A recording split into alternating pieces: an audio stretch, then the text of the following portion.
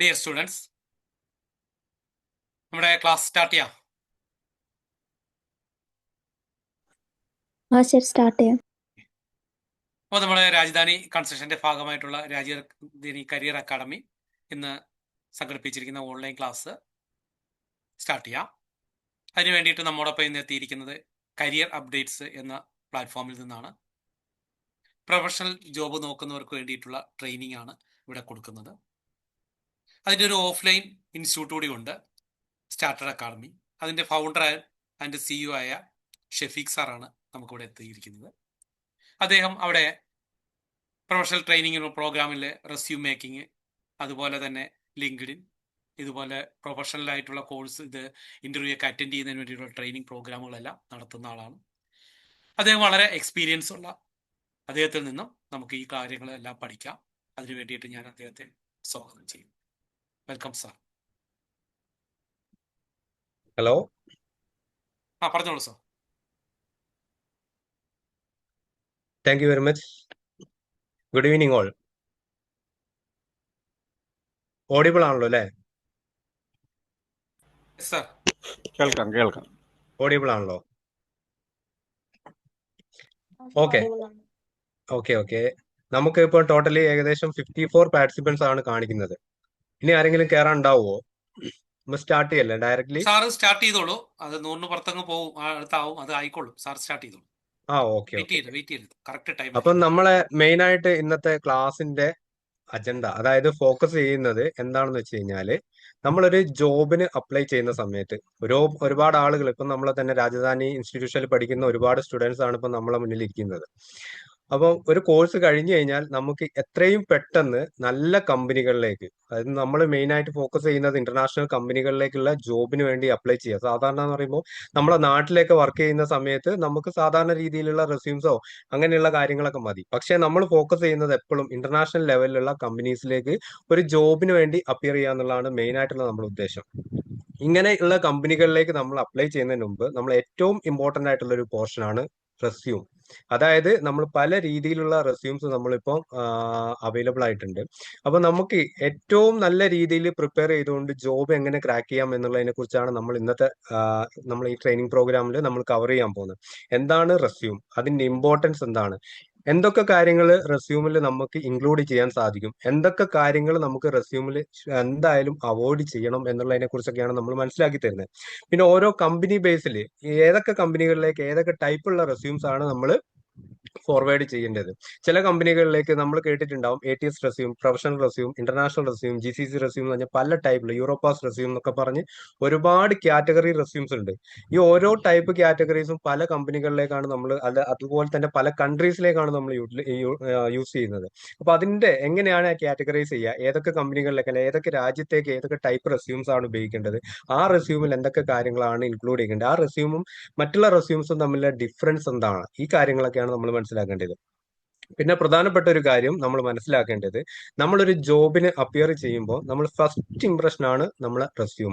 ഒരിക്കലും നമ്മൾ അത് ഒരു നോർമൽ ആയിട്ട് നമ്മൾ മാറ്റി വെക്കാൻ നിൽക്കരുത്. നമ്മളൊരു കോഴ്സ് കഴിഞ്ഞാൽ, നമുക്കൊരു കോഴ്സ് കഴിഞ്ഞ് നമ്മളിപ്പോൾ ഒരു എക്സാമ്പിൾ ഞാൻ പറയാം, നമ്മളൊരു BCom കാരനാണ്, അല്ലെങ്കിൽ ഒരു BDS കാരനാണ്, അല്ലെങ്കിൽ ഒരു നഴ്സിംഗ് കാരനാണ് എന്നുണ്ടെങ്കിൽ നമ്മളൊരു കമ്പനിയിലേക്ക് വേക്കൻസി വന്നു കഴിഞ്ഞാൽ നമ്മൾ ആരും ഫസ്റ്റ് തന്നെ സർട്ടിഫിക്കറ്റ് അല്ല അയച്ചു കൊടുക്കുക, അല്ലെങ്കിൽ എക്സ്പീരിയൻസ് സർട്ടിഫിക്കറ്റ് അല്ല നമ്മൾ ഒരിക്കലും അയച്ചു കൊടുക്കുക. നമ്മൾ അതിന് പകരം എന്താണ് അയച്ചു കൊടുക്കുക? ഫസ്റ്റ് നമ്മൾക്കൊരു വേക്കൻസി ഉണ്ടോ അല്ലെ വേക്കൻസി ഉണ്ട് എന്ന് അറിഞ്ഞു കഴിഞ്ഞാൽ നമ്മൾ ഫസ്റ്റ് അയച്ചു കൊടുക്കുന്നത് എന്താണ്? റെസ്യൂം ആണ്. റെസ്യൂം അയച്ചു കൊടുത്തു കഴിഞ്ഞാൽ മാത്രമേ നമുക്ക് ആ ഒരു കമ്പനിയിലേക്ക് ജോബ് ആപ്ലിക്കേഷൻ സബ്മിറ്റ് ആവുള്ളൂ. ആ റെസ്യൂമിനാണ് നമ്മൾ ആ കോഴ്സിന്റെ അതുപോലെ തന്നെ ഏറ്റവും ഇമ്പോർട്ടന്റ് ആയിട്ട് നിൽക്കുന്ന ഒരു കാര്യം. അതുകൊണ്ട് തന്നെ അതിൽ യാതൊരു കോംപ്രമൈസും പാടില്ല എന്നാണ് ഈ ഒരു ഫീൽഡിൽ ഒരുപാട് വർഷത്തെ എക്സ്പീരിയൻസ് ഉള്ള നമ്മളെ കമ്പനി നിങ്ങളോട് പറഞ്ഞിരുന്നത്. കാരണം എന്താണെന്ന് വെച്ച് കഴിഞ്ഞാൽ ദിവസേന നമ്മൾ നൂറുകണക്കിന് റെസ്യൂംസ് ചെയ്യുന്നതും, ഒരുപാട് ആളുകൾക്കുള്ള റെസ്യൂംസിനുള്ള ടിപ്സ് പറഞ്ഞു കൊടുക്കുന്നതും, ഒരുപാട് ആളുകളെ റെസ്യൂംസ് കണ്ടുകൊണ്ടിരിക്കുന്നതും, ഒരുപാട് ആളുകളുടെ ഫീഡ്ബാക്ക് കിട്ടുന്നതായിട്ടുള്ള ഒരു കമ്പനിയാണ്.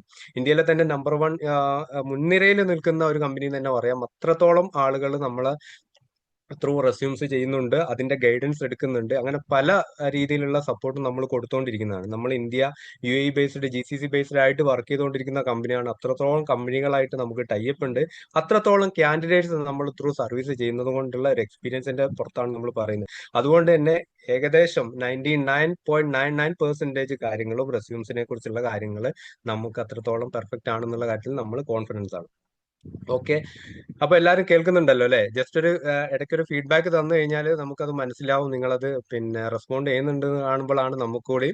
അപ്പൊ എന്തെങ്കിലും ഒരു തമ്പോ അല്ലെങ്കിൽ ഹാൻഡോ ഒക്കെ തരികയാണെങ്കിൽ, അല്ലെ ഇടയ്ക്കൊരു മെസ്സേജ് ചെയ്യുകയാണെങ്കിൽ നമുക്കൊരു റെസ്പോൺസ് കിട്ടുകയാണെങ്കിൽ അത്രയും നല്ലതായിരിക്കും. ഓക്കെ, അപ്പൊ നമുക്ക് സ്റ്റാർട്ട് ചെയ്യാം. എന്താണ് റെസ്യൂം എന്നുള്ളതിനെ കുറിച്ച് ഒരു ഐഡിയ ഉണ്ട്? റെസ്യൂം അതുപോലെ തന്നെ CV, രണ്ട് വേർഡ്സ് നമ്മൾ യൂസ് ചെയ്യാറില്ലേ? ഇതിന്റെ ഡിഫറൻസ് എന്താണെന്ന് ആർക്കെങ്കിലും അറിയോ? ആർക്കെങ്കിലും എന്തെങ്കിലും റെസ്പോണ്ട് ചെയ്യാൻ പറ്റുമോ? എന്ത് റെസ്യൂമും CV ഒന്നാണോ, അല്ലെങ്കിൽ എന്തെങ്കിലും ഡിഫറൻസ് ഉണ്ടോ? പല ആളുകളും റെസ്യൂം യൂസ് ചെയ്യാറുണ്ട്, ചില ആളുകൾ CV എന്ന് യൂസ് ചെയ്യാറുണ്ട്. ആക്ച്വലി റെസ്യൂമും CV രണ്ടാണ്. റെസ്യൂമിലെ ഓക്കെ കുറച്ച് എലാബറേറ്റഡ് ആണ്, CV കുറച്ച് ഷോർട്ട് ആയിരിക്കും.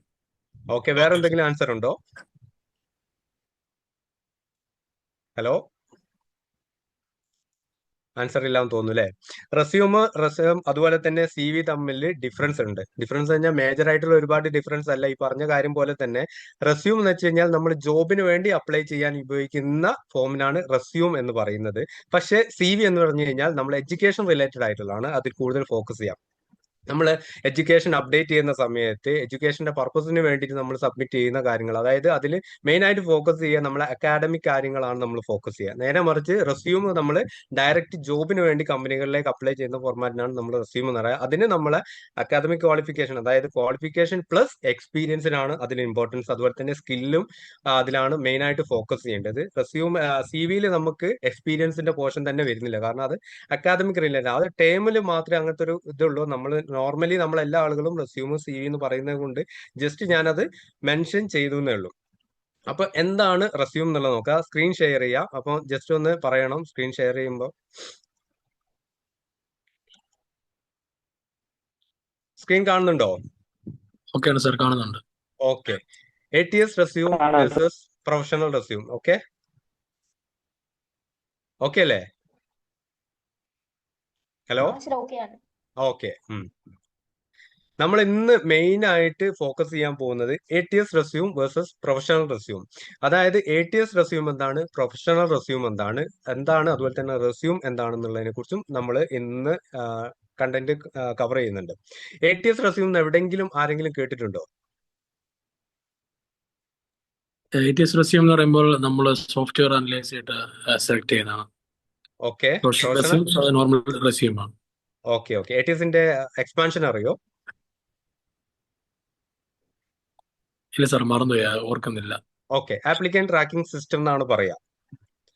ട്രാക്കിംഗ് സിസ്റ്റത്തിലൂടെ ഷോർട്ട് ലിസ്റ്റ് ചെയ്യുന്ന റെസ്യൂംസുകളാണ് നമ്മൾ ATS റെസ്യൂം എന്ന് പറയുക. അതുപോലെ തന്നെ പ്രൊഫഷണൽ റെസ്യൂം എന്ന് പറയുമ്പോൾ മാനുവലി ഷോർട്ട് ലിസ്റ്റ് ചെയ്യുന്ന റെസ്യൂമിനാണ് നമ്മൾ പ്രൊഫഷണൽ റെസ്യൂം എന്ന് പറയുക. Okay, what is resume? Just നിങ്ങൾക്ക് ഒരു പെന്നും അതുപോലെ തന്നെ ഒരു നോട്ട് ഉണ്ടെങ്കിൽ ഞാൻ പറയുന്ന മെയിൻ പോയിന്റ്സ് കുറച്ച് കാര്യങ്ങൾ ഉണ്ടാവും, അതൊക്കെ ഒന്ന് നോട്ട് ചെയ്ത് വെക്കുക.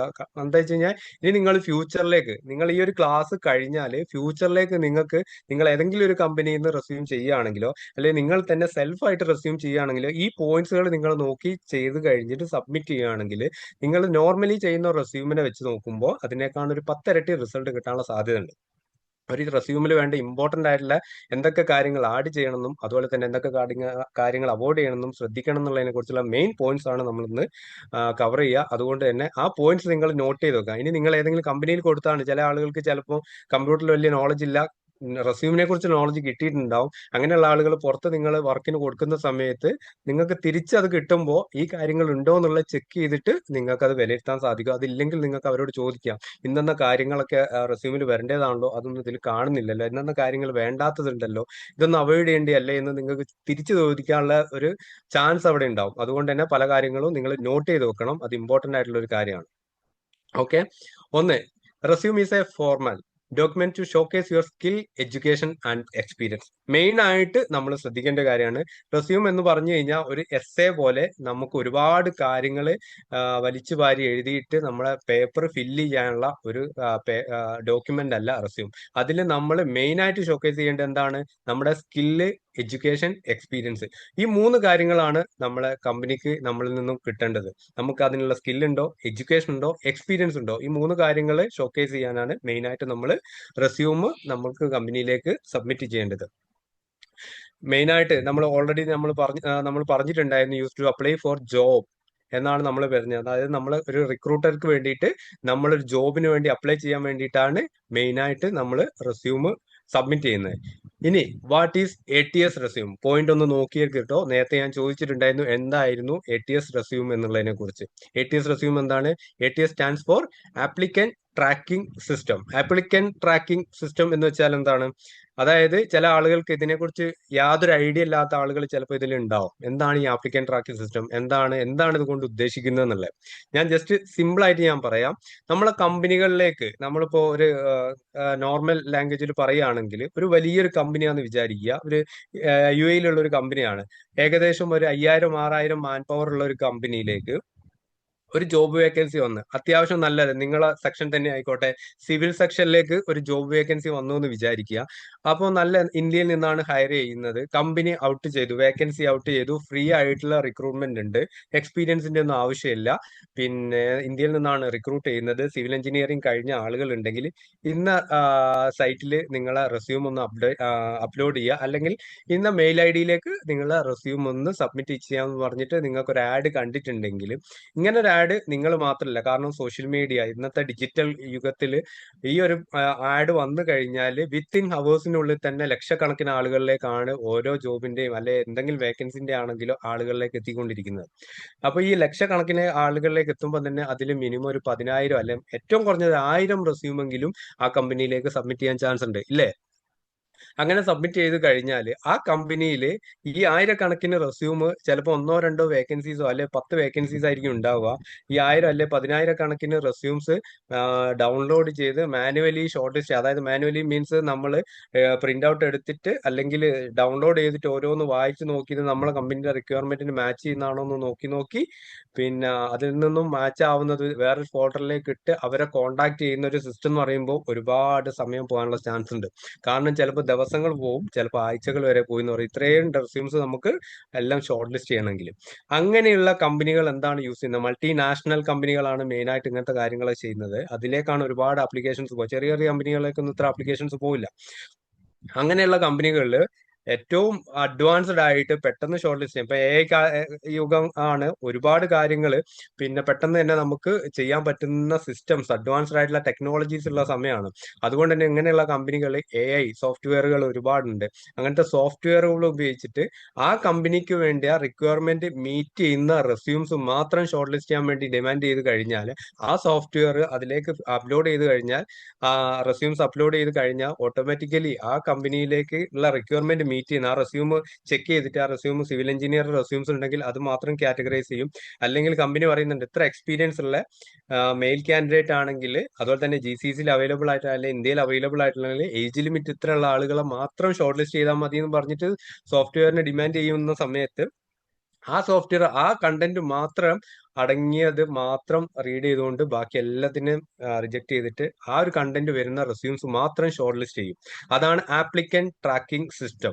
ആ ഒരു സിസ്റ്റത്തിലൂടെ നമ്മളെ റെസ്യൂം കടന്നു പോകുന്ന സമയത്ത് നമ്മളെ റെസ്യൂം ഷോർട്ട് ലിസ്റ്റ് ആവണമെങ്കിൽ ഓരോ കമ്പനീന്റെ റിക്വയർമെന്റും അതിൽ യൂസ് ചെയ്യാൻ ചാൻസ് ഉള്ള കീവേഡുകളും മനസ്സിലാക്കിക്കൊണ്ട്, ഓരോ കമ്പനികൾക്കും ജനറൽ ആയിട്ട് ഒരുപാട് കീവേഡ്സ് ഉണ്ട്. ഓരോ പോസ്റ്റ് അനുസരിച്ച് സിവിൽ എഞ്ചിനീയേഴ്സിനൊക്കെ ആണെങ്കിൽ ആ സിവിൽ എഞ്ചിനീയേഴ്സിന്റെ കുറെ കാര്യങ്ങൾ അടങ്ങിയിരിക്കുന്ന ആ പോസ്റ്റ്, അതായത് നമ്മൾ ക്വാളിഫിക്കേഷൻ അനുസരിച്ചുള്ള ഒരുപാട് കീവേഡ്സുകൾ ഉണ്ടാവും. ആ കീവേഡ്സ് ഒക്കെ ഇൻക്ലൂഡ് ചെയ്തുകൊണ്ടുള്ള റെസ്യൂമാണ് നമ്മൾ പ്രിപ്പയർ ചെയ്യുന്നതെങ്കിൽ ആ കമ്പനി റിക്വയർമെന്റ്, ഈ 4-5 റിക്വയർമെന്റ് മാത്രമായിരിക്കും അവർ കൊടുത്തിട്ടുണ്ടാവുക. നമ്മളെ സിവിൽ എഞ്ചിനീയേഴ്സ് റിലേറ്റഡ് ആയിട്ടുള്ള ഒരുപാട് കാര്യങ്ങളൂടെ അതിന്റെ കൂടെ ആഡ് ചെയ്യുന്നുണ്ട്. ഈ പോയിന്റ്സ് ഒക്കെ അടങ്ങിയുള്ള CV റെസ്യൂം ഷോർട്ട് ലിസ്റ്റ് ചെയ്യാൻ പറഞ്ഞു കഴിഞ്ഞാൽ നമ്മളെ റെസ്യൂമിൽ ആ കീവേഡ്സ് ഉണ്ടെങ്കിൽ നമ്മളെ റെസ്യൂം അവിടെ ഷോർട്ട് ലിസ്റ്റ് ആവും. നേരെ മറിച്ച് വെറുതെ ഒരു റെസ്യൂം എസ്സേ പോലെ എഴുതി നമ്മൾ സബ്മിറ്റ് ചെയ്ത് കഴിഞ്ഞാൽ ആ കമ്പനിയിലേക്ക് നമ്മളെ റെസ്യൂം ഒരിക്കലും ഷോർട്ട് ലിസ്റ്റ് ആവില്ല. ചിലപ്പോൾ നമുക്ക് കിട്ടാൻ ചാൻസ് ഉള്ള ഒരു ജോബ് നമ്മളെ റെസ്യൂം ഓക്കെ അല്ലാത്തത് കൊണ്ട് മാത്രം നമുക്ക് നഷ്ടപ്പെടാനുള്ള സാധ്യതയുണ്ട്. അതുകൊണ്ടാണ് റെസ്യൂം ഇത്ര ഇമ്പോർട്ടന്റ് ആയിട്ടിരിക്കുന്നത്. ആപ്ലിക്കന്റ് ട്രാക്കിംഗ് സിസ്റ്റത്തിലെ റെസ്യൂം അതിലേക്കാൾ ഇമ്പോർട്ടന്റ് ആയിരിക്കുന്നത് അതുകൊണ്ടാണ്. അത് നമ്മൾ ATS റെസ്യൂം നിങ്ങൾക്ക് സെക്കൻഡ് പോയിന്റ് വായിച്ചു നോക്കിയാൽ മനസ്സിലാവും. ATS resumes are design to pass through the software by using simple formatting and job specific കീവേഡിനാണ് അവിടെ ഇമ്പോർട്ടൻസ് വരുന്നത്. എല്ലാവർക്കും ഏകദേശം ഒരു കാര്യം മനസ്സിലായിട്ടുണ്ടാവുമെന്ന് വിചാരിക്കുന്നു. ഓക്കെ അല്ലേ? ഇനി അടുത്ത പോയിന്റിലേക്ക് നമുക്ക് പോവാം. How an ATS working by step. എങ്ങനെയാണ് ATS നമുക്ക് സ്റ്റെപ്പ് ബൈ സ്റ്റെപ്പ് വർക്ക് ചെയ്യുന്നത് എന്നുള്ളതിനെ നോക്കാം. അതായത് ഞാനിപ്പോൾ പറഞ്ഞ പോയിന്റ്സുകളിലൂടെ തന്നെയാണ് ഈ പോയിന്റ്സ് പോയിരിക്കുന്നത്. ജോബ് പോസ്റ്റിംഗ്, കമ്പനി പബ്ലിഷ് ചെയ്യും ഒരു ജോബ് വിത്ത് റിക്വയർമെന്റ്. അവരുടെ റിക്വയർമെന്റ് അനുസരിച്ചിട്ട് അവർ എന്തൊക്കെയാണോ റിക്വയർമെന്റ്, ആ റിക്വയർമെന്റ് ഒക്കെ മെൻഷൻ ചെയ്തുകൊണ്ട് കമ്പനി ജോബ് പോസ്റ്റ് ചെയ്യും. ആ ജോബ് പോസ്റ്റ് ചെയ്യുന്നത് നമ്മളിലേക്ക് എത്തും. ആപ്ലിക്കേഷൻ സബ്മിഷന്റെ പ്രോസസ് ആണ് പിന്നെ വരും. നമ്മളിലേക്ക് എത്തിക്കഴിഞ്ഞാൽ നമ്മളത് സബ്മിഷൻ ചെയ്യുകയാണ് ചെയ്യുന്നത്. Candidate upload resume to the portal requirement.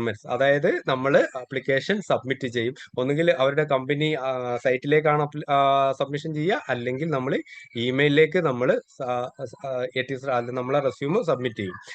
ATS scan and extract the text from the resume. അതായത് സോഫ്റ്റ്വെയറിലേക്ക് കമ്പനി അടുത്തത് എന്ന് പറയുന്നത് കമ്പനിക്ക് സബ്മിറ്റ് ആയ റെസ്യൂംസ് കമ്പനി സോഫ്റ്റ്വെയർ യൂസ് ചെയ്തിട്ട് എക്സ്ട്രാക്ട് ചെയ്തിട്ട് ആ റെസ്യൂമിൽ നിന്നുള്ള കീവേഡ്സ് എക്സ്ട്രാക്ട് ചെയ്തിട്ട് അതിൽ നിന്നും ഷോർട്ട് ലിസ്റ്റ് ചെയ്യാണ് ചെയ്യുക. അടുത്ത point short list or reject. അതിൽ നിന്ന് രണ്ട് സെക്ഷൻ ആയിട്ടാണ് നടക്കുക. അതിൽ നിന്നും നമ്മൾ പറഞ്ഞ കമ്പനിക്ക് റിക്വയർമെന്റ് ഉള്ള കീവേഡ്സ് അതിൽ വന്നിട്ടുണ്ടെങ്കിൽ അത് ഷോർട്ട് ലിസ്റ്റിലേക്ക് പോവുകയും ചെയ്യും. അല്ലാത്ത റെസ്യൂം ഒക്കെ റിജക്ട് ആവുകയും ചെയ്യും. ഈ രണ്ട് പ്രോസസ്സിംഗ് ആണ് അവിടെ നിൽക്കുക. അത് ഷോർട്ട് ലിസ്റ്റ് ആവുന്നത് HR റിവ്യൂയിലേക്കാണ്. ആ ഷോർട്ട് ലിസ്റ്റ് ആവുന്നത് പിന്നെ മാനുവലി HR സെക്ഷനിൽ നടക്കുകയും ചെയ്യും. ഓക്കെ, പിന്നെ നമുക്ക് അതിന്റെ മുമ്പായിട്ട് വരുന്ന ഒന്ന് രണ്ട് കാര്യങ്ങൾ പറയാം. നേരെ പാർസിംഗിന്റെ താഴത്ത് നമുക്ക് കീവേഡ് മാച്ചിങ് ആണ് കാണുന്നത്. കീവേഡ് മാച്ചിങ് എന്ന് പറഞ്ഞാൽ നേരത്തെ ഞാൻ ഓൾറെഡി നിങ്ങളോട് പറഞ്ഞിട്ടുണ്ട്. നമുക്ക് കമ്പനി റിക്വയർമെന്റും നമ്മൾ കോഴ്സിന്റെ ഡീറ്റെയിൽസും വെച്ചുകൊണ്ട് കമ്പനീസ്, നമ്മളിപ്പോൾ സിവിൽ സെക്ഷനിലാണെങ്കിൽ സിവിൽ റിലേറ്റഡ് ആയിട്ട് ഫോട്ടോ കാർഡ് പോലത്തെ, അല്ലെങ്കിൽ നമുക്ക് സിവിൽ റിലേറ്റഡ് ആയിട്ടുള്ള കുറെ സ്കില്ലുകൾ ഉണ്ടാവും. ഒരുപാട് സ്കില്ല്, ഓരോ കോഴ്സിനും ഓരോ ജോബിനും ഒരുപാട് സ്കില്ലുകൾ കമ്പനി ആഗ്രഹിക്കുന്നുണ്ടാവും. ആ സ്കില്ല് റിലേറ്റഡ് ആയിട്ടുള്ള കുറെ കാര്യങ്ങളും അതിന്റെ കൂടെ റിക്വയർമെന്റിൽ കമ്പനി സൈറ്റിൽ നമ്മൾ സ്കാൻ ചെയ്യാൻ വേണ്ടി, അതായത് സോഫ്റ്റ്വെയർ യൂസ് ചെയ്യുന്ന സമയത്ത് അവർ മെൻഷൻ ചെയ്തിട്ടുണ്ടാവും. അപ്പൊ നമ്മളെ റെസ്യൂമിൽ ആ സ്കില്ലുകൾ മാക്സിമം നമ്മൾ കീവേഡ് ആയിട്ട് യൂസ് ചെയ്ത് കഴിഞ്ഞാൽ, ആ സ്കില്ലിനെ കുറിച്ച് നമുക്ക് ഐഡിയ ഉണ്ടായിരിക്കണം, അത് റെസ്യൂം ചെയ്യുന്ന ആളുകൾക്കും ഐഡിയ ഉണ്ടായിരിക്കണം. അങ്ങനെ ചെയ്തു കഴിഞ്ഞാൽ ആ സ്കില്ലുകൾ മൊത്തം നമ്മളെ കീവേഡിൽ വന്നിട്ടുണ്ടെങ്കിൽ ഓട്ടോമാറ്റിക്കലി നമ്മൾ ഒന്നോ രണ്ടോ കാര്യങ്ങൾ നമ്മളതായിട്ട് മാച്ച് അല്ലെങ്കിലും ബാക്കി ഒരുപാട് കാര്യങ്ങൾ മാച്ച് ആവുകയാണെങ്കിൽ നമുക്ക് അവിടെ കീവേഡ് മാച്ചിങ് ഒരുപാട് വരികയും നമ്മളത് ഷോർട്ട് ലിസ്റ്റിലേക്ക് വരാനുള്ള ചാൻസും ഉണ്ട്. അതുപോലെ തന്നെയാണ് അടുത്ത റാങ്കിങ് എന്ന് വെച്ച് കഴിഞ്ഞാൽ നമ്മളെ സ്കോറിംഗ് ആണ്. ATS സ്കോറിംഗ് എത്ര പെർസെന്റേജിന്റെ മേലെ ഉണ്ടെങ്കിൽ മാത്രം ഷോർട്ട് ലിസ്റ്റ് ആവുക എന്നുള്ള ഡിമാൻഡും കൊടുത്തിട്ടുണ്ടെങ്കിൽ നമുക്ക് മിക്കവാറും കമ്പനികളൊക്കെ കൊടുക്കാൻ ചാൻസ് ഉള്ള എബോവ് 70-75 റേഞ്ചിലൊക്കെ ആണെങ്കിൽ നമ്മളതും അവിടെ ഈ ഒരു കീവേഡ് മാച്ചിങ് വരികയാണെങ്കിൽ നമുക്ക് അവിടെ സാധ്യതയുണ്ട്. ചിലപ്പോൾ നമുക്ക് എക്സ്പീരിയൻസ്, ചിലപ്പോൾ കമ്പനീന്റെ റിക്വയർമെന്റ് അനുസരിച്ച് ചിലപ്പം ഉണ്ടായിക്കോണമെന്നില്ല. ചിലപ്പോൾ 3 ഇയർ കമ്പനി വെച്ചിട്ടുണ്ടെങ്കിൽ നമുക്ക് 2 ഇയർ ആണെങ്കിലും ഇനിയിപ്പോ നമ്മൾ ഏജ് ലിമിറ്റ് ഒരു ബിലോ 30 ആണ്, ബിലോ 40 ആണെങ്കിൽ നമുക്ക് 41 ഉണ്ടെങ്കിലും ബാക്കിയുള്ള കാര്യങ്ങളൊക്കെ മാച്ച് ആവുകയാണെങ്കിലും അവിടുത്തെ ഒന്നോ രണ്ടോ പോയിന്റ്സ് കുറയുന്നല്ലാതെ നമുക്ക് ഓവറോൾ എടുക്കുന്ന സമയത്ത് അത്യാവശ്യം സ്കോറിംഗ് ഉണ്ടാവും. ആ സ്കോറിംഗ് വെച്ചിട്ടാണ് പിന്നെ ലാസ്റ്റ് ഷോർട്ട് ലിസ്റ്റ്, റിജക്ട് എന്നീ രണ്ട് സെക്ഷനിലേക്ക് പോവാം. ഷോർട്ട് ലിസ്റ്റ് ആയി കഴിഞ്ഞാൽ നമ്മൾ ലക്കാണ്. നമുക്ക് പിന്നെ അടുത്തത് HRs എന്നുള്ള കോൾ വരികയാണ് ചെയ്യുക, ഇന്റർവ്യൂവിനുള്ള കോള്. അപ്പൊ നമുക്ക് ഫസ്റ്റ് നമ്മളെ മെയിൻ ഇമ്പോർട്ടന്റ് ആയിട്ടുള്ള ഒരു തിങ് ആണ് റെസ്യൂം എന്നുള്ളത്. നിങ്ങൾക്ക് ഇതിലൂടെ മനസ്സിലായെന്ന് വിചാരിക്കുന്നു. ATS റെസ്യൂമിന്റെ കാര്യമാണ് ഞാനിപ്പോ ഇതുവരെ പറഞ്ഞിരിക്കുന്നത്. അപ്പൊ അതിന്റെ ഇമ്പോർട്ടൻസ് ആണ് ഞാൻ പറഞ്ഞിരുന്നത്. അടുത്ത പോയിന്റ് നമുക്ക് ചെക്ക് ചെയ്യാം. Why ATS may reject your resume. നമ്മളെ റെസ്യൂം എന്തൊക്കെ കാര്യങ്ങൾ കൊണ്ടായിരിക്കാം റിജക്റ്റ് ആവുക എന്നുള്ളതിനെ കുറിച്ച് നമുക്കൊന്ന് നോക്കാം. അതായത് മിസ്റ്റേക്കുകൾ ഉണ്ടാവും. ഈ കോളംസ് നിങ്ങൾക്ക് പറ്റുമെങ്കിൽ ഒന്ന് നോട്ട് ചെയ്ത് വെക്കുക. നമ്മൾ എന്തൊക്കെ മിസ്റ്റേക്കുകൾ ചെയ്തു കഴിഞ്ഞാൽ ATS റെസ്യൂം റിജക്റ്റ് ആവാനുള്ള ചാൻസ് ഉണ്ട്, അതുപോലെ തന്നെ ഇമ്പാക്ട് ആവാനുള്ള ചാൻസ് ഉണ്ട് എന്നുള്ളതിനെ കുറിച്ചാണ് പറയുന്നത്. ഒരു ATS റെസ്യൂമിൽ ഞാൻ അതിന്റെ സാമ്പിൾ ഞാൻ കാണിച്ചു തരുന്നുണ്ട്. ഇതിനൊക്കെ കഴിഞ്ഞ് സാമ്പിൾ കാണിക്കുമ്പോൾ നിങ്ങൾക്ക് മനസ്സിലാവും എന്താണ് ATS റെസ്യൂം എന്നുള്ള. ഇതായിരുന്നോ ATS റെസ്യൂം എന്നുള്ളത് നിങ്ങൾക്ക് അന്നേരം മനസ്സിലാവും. അതാണ് അതിന്റെ ഇമ്പോർട്ടൻസ്. ഓക്കെ, മിസ്റ്റേക്സ്, അതായത് using tables, columns, text boxes. നമ്മൾ ഒരിക്കലും, ഞാൻ ജസ്റ്റ് ഒരു എക്സാമ്പിൾ പറഞ്ഞുതരാം. നമ്മളിപ്പോ ഒരു ഫോട്ടോ അല്ലെങ്കിൽ ഒരു ടെക്സ്റ്റ് ഉള്ള ഫോട്ടോ ഒരു സ്ക്രീൻഷോട്ട് എടുത്തെന്ന് വിചാരിക്കുക. ജസ്റ്റ് ഇത് തന്നെ നിങ്ങൾക്ക് വേണമെങ്കിൽ സ്ക്രീൻഷോട്ട് എടുക്കുക. ഇതിൽ എന്തെങ്കിലും ഒരു ഇമേജ് കൂടി ഉണ്ടെന്ന് വിചാരിക്കുക. എന്നതിന് ശേഷം നിങ്ങൾ ഗൂഗിൾ ലെൻസ് വെച്ചുകൊണ്ട് നിങ്ങൾ അത് സ്കാൻ ചെയ്ത് കഴിഞ്ഞാൽ, റീഡ് ചെയ്ത് കഴിഞ്ഞാൽ അതിൽ ഇമേജ് റീഡ് ആവോ അല്ലെങ്കിൽ ഈ ടെക്സ്റ്റ് മാത്രമാണോ റീഡ് ആവോ? അത് നിങ്ങൾക്ക് തന്നെ ആലോചിച്ചാൽ മതി. ടെക്സ്റ്റുകളാണ് അതിൽ നിന്ന് നമുക്ക് എക്സ്ട്രാക്ട് ചെയ്ത് കോപ്പി ചെയ്ത് എടുക്കാൻ പറ്റുക, അല്ലെങ്കിൽ റീഡായി കിട്ടുക. ഇമേജ് അവിടെ നിന്ന് റീഡായി കിട്ടുന്നില്ല. അപ്പൊ നമ്മൾ മെയിൻ ആയിട്ട് ശ്രദ്ധിക്കേണ്ടത് ഈ റെസ്യൂമുകളിൽ ഒരിക്കലും ടേബിൾസ്, കോളംസ്, ടെക്സ്റ്റ് ബോക്സസ് പോലത്തെ സാധനങ്ങളൊന്നും ആഡ് ചെയ്ത്, കാരണം അതിൽ നിന്നൊന്നും നമ്മളെ അതായത് സ്കാൻ ചെയ്യാൻ ചാൻസ് കുറവാണ്. മാക്സിമം അങ്ങനെയുള്ള കാര്യങ്ങൾ ATS റെസ്യൂം ഉപയോഗിക്കുന്ന സമയത്ത് ടേബിൾസ് യൂസ് ചെയ്യരുത്, കോളംസ്, ടെക്സ്റ്റ് ബോക്സസ് ഒന്നും ഉപയോഗിക്കാതെ പ്ലെയിൻ ടെക്സ്റ്റുകൾ മാത്രം, എല്ലാ പോർഷനിലും പ്ലെയിൻ ടെക്സ്റ്റുകൾ മാത്രം ഉപയോഗിച്ചുകൊണ്ട് നിങ്ങൾ ATS റെസ്യൂം പ്രിപ്പയർ ചെയ്യാൻ വേണ്ടി ശ്രദ്ധിക്കണം. അതുപോലെ തന്നെ അടുത്തൊരു മിസ്റ്റേക്ക് ആണ് മിസ്സിംഗ് ജോബ് സ്പെസിഫിക് കീവേഡ്. നമ്മളൊരു ഫോർമാറ്റ് മാത്രം ATS റെസ്യൂമിന്റെ പോലെ ചെയ്തുകൊണ്ട് പ്രത്യേകിച്ച് കാര്യമൊന്നുമില്ല. നമുക്ക് അവിടെ കീവേഡ്സ് ഉണ്ട്. അതായത് നമ്മളിപ്പോൾ നമ്മളിപ്പോൾ സിവിൽ സെക്ഷൻ ആണ്, ക്വാളിഫിക്കേഷൻ മെൻഷൻ ചെയ്ത് കഴിഞ്ഞാൽ സിവിൽ എഞ്ചിനീയർ ആണെങ്കിൽ അതിന്റെ താഴെ 1-2 ബുള്ളറ്റ് പോയിന്റ്സ് ഇട്ടിട്ട് നമുക്ക് അതിന്റെ സ്കില്ല് അടങ്ങിയിരിക്കുന്ന രീതിയിലുള്ള കീവേഡ്സ് വെച്ചിട്ട്, അതായത് സിവിൽ സെക്ഷൻ റിക്വയർമെന്റ് മീറ്റ് ചെയ്യുന്ന രീതിയിലുള്ള കുറച്ച് കീവേഡ്സ് അടങ്ങിക്കൊണ്ടിരിക്കുന്ന കീവേഡ്സ് വരുന്ന രീതിയിൽ 1-2 പോയിന്റ്സ് അല്ലെങ്കിൽ 3 പോയിന്റ്സ് ബുള്ളറ്റ് പോയിന്റ്സ് നമ്മൾ ആഡ് ചെയ്യുകയാണെങ്കിൽ, അതിൽ ആ കീവേഡ്സ് വരികയാണെങ്കിൽ അതവിടെ റീഡ് ചെയ്യാനുള്ള ചാൻസ് ഉണ്ട്. അത് ഒരു പോർഷനിൽ മാത്രമല്ല, നമ്മളിപ്പോ സ്റ്റാർട്ടിങ് നമ്മളെ റെസ്യൂമിൽ ഫസ്റ്റ് ഒരു പാരഗ്രാഫ് കൊടുക്കണം, സ്കിൽ അടങ്ങിയിരിക്കുന്ന പാരഗ്രാഫ്, ആ പാരഗ്രാഫിൽ മാക്സിമം കൊടുക്കണം, നമ്മൾ ക്വാളിഫിക്കേഷനിൽ കൊടുക്കണം. അതുപോലെ തന്നെ നമ്മൾ എക്സ്പീരിയൻസിന്റെ പോർഷൻ ഏതൊക്കെയാണോ വരുന്നത് ആ പോർഷനിൽ നമ്മൾ കൊടുത്തിരിക്കണം. പിന്നെ നമ്മൾ കൊടുക്കാൻ സ്കില്ല്, അതുപോലെ തന്നെ നമുക്ക് വേറെ എന്തെങ്കിലും സെപ്പറേറ്റ് ആയിട്ട് നമുക്ക് ആഡ് ചെയ്യാൻ പറ്റുന്ന ഒരുപാട് പോയിന്റ്സുകളുണ്ട്. അങ്ങനത്തെ പോയിന്റ്സുകളൊക്കെ ആഡ് ചെയ്യുന്ന സമയത്ത് നമ്മൾ കൊടുക്കുന്ന സമയത്ത് മാക്സിമം നമ്മളെ ക്വാളിഫിക്കേഷനും എക്സ്പീരിയൻസും മാച്ച് ആവുന്ന ഡാറ്റാസ് മാത്രം കൊടുക്കാൻ വേണ്ടി ശ്രദ്ധിക്കുക. ചില ആളുകൾ കൊടുക്കുന്നത് കണ്ടിട്ടുണ്ട്, പല രീതിയിലുള്ള ഹോബീസ് ഒക്കെ ചില ആളുകൾ ഇപ്പം കൊടുക്കുന്നു. ഇപ്പൊ ഈറ്റിംഗ്, ഡ്രിങ്കിങ്, അതുപോലെ തന്നെ വാച്ചിങ് മൂവി എന്നൊക്കെ പറഞ്ഞുകൊണ്ട്, അതൊക്കെ പണ്ടത്തെ റെസ്യൂം ഫോളോ ചെയ്യുന്ന ഒരു പാറ്റേൺ ആണ്. അതൊക്കെ മാക്സിമം ഒഴിവാക്കുക. നമ്മളെ റെലവെന്റ് ആയിട്ടുള്ള ഹോബീസ്, അതായത് നമുക്കിപ്പോ ഒരു പറയുകയാണെങ്കിൽ ഓട്ടോകാഡ് അല്ലെ സിവിൽ എഞ്ചിനീയർ റിലേറ്റഡ് ആയാലും നമ്മളൊരു ഹോബിയാണ്, അതായത് ഡിസൈനിങ്. അതായത് നമ്മളിപ്പോ 3D ഡിസൈനിങ്ങും അതുപോലെ തന്നെ നമ്മളെ സിവിൽ സെക്ഷനിലെ ഡിസൈനിങ്ങും കാര്യങ്ങളും, ഓട്ടോകാഡ് ഡിസൈനിങ് പോലത്തെ കാര്യങ്ങളാണ് നമുക്ക് ഹോബീസിൽ വരുന്നതെങ്കിൽ, അതിന്റെ റിലേറ്റഡ് ആയിട്ട് നമുക്ക് ഒരുപാട് എന്തെങ്കിലും പ്രൂഫ്സോ കാര്യങ്ങളൊക്കെ ഉണ്ടെങ്കിൽ അതൊക്കെ നമുക്ക് ആഡ് ചെയ്യാൻ പറ്റും. നമ്മളെ കോഴ്സ്, ക്വാളിഫിക്കേഷൻ, എക്സ്പീരിയൻസ് അനുസരിച്ചുള്ള ഹോബീസും മാക്സിമം നമ്മൾ അങ്ങനത്തെ അല്ലാണ്ട് റെലവെന്റ് അല്ലാത്ത ഒരു കാര്യങ്ങളും നമ്മൾ അതിൽ ആഡ് ചെയ്യാൻ പാടില്ല. അതുപോലെ തന്നെ യൂസിങ് ഇമേജസ് ഫോർ ഇമ്പോർട്ടൻറ്റ്, അതായത് നമുക്ക് ചില കാര്യങ്ങളിൽ ചില ആളുകൾ ഗ്രാഫിക് ഡിസൈനേഴ്സ് ഒക്കെയാണ് അത് കൂടുതലായിട്ട് ചെയ്തു വരുന്നത്.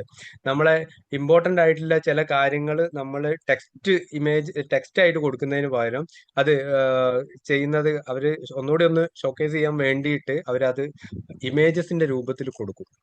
അതായത് പല ലോഗോസിന്റെ രൂപത്തിലും അതുപോലെ തന്നെ ഇമേജസിന്റെ രൂപത്തിലൊക്കെ നമുക്ക് പല കാര്യങ്ങളും നമുക്ക് എക്സ്പ്രസ് ചെയ്യാൻ പറ്റും. പക്ഷെ ATS റെസ്യൂമിൽ അങ്ങനെ ചെയ്യരുത്. കാരണം നമ്മൾ ഏറ്റവും ഇമ്പോർട്ടന്റ് ആയിട്ടുള്ള ഒരു കാര്യമായിരിക്കും അത് റെസ്യൂം അവിടെ സ്കാൻ ചെയ്യില്ല. ആ ഒരു പോർഷൻ സ്കാൻ ചെയ്യാതിരിക്കുമ്പോൾ നമ്മൾ ഏറ്റവും ഇമ്പോർട്ടന്റ് ആയിട്ടുള്ള പോർഷനാണ് നമുക്ക് അവിടെ മിസ്സാവുന്നത്. അതുകൊണ്ട് നിങ്ങൾക്ക് അങ്ങനത്തെ ഏതെങ്കിലും ഒരു കാര്യം ചെയ്യണം എന്നുണ്ടെങ്കിൽ അത് പ്രൊഫഷണൽ റെസ്യൂമിലേക്ക് മാറ്റിയതിന് ശേഷം ATS അങ്ങനെ വെക്കുക. ഒരു പ്രൊഫഷണൽ റെസ്യൂം സെപ്പറേറ്റ് ഉണ്ടാക്കിയിട്ട് അതിൽ നമുക്കത് ഷോക്കേസ് ചെയ്യാൻ പറ്റും.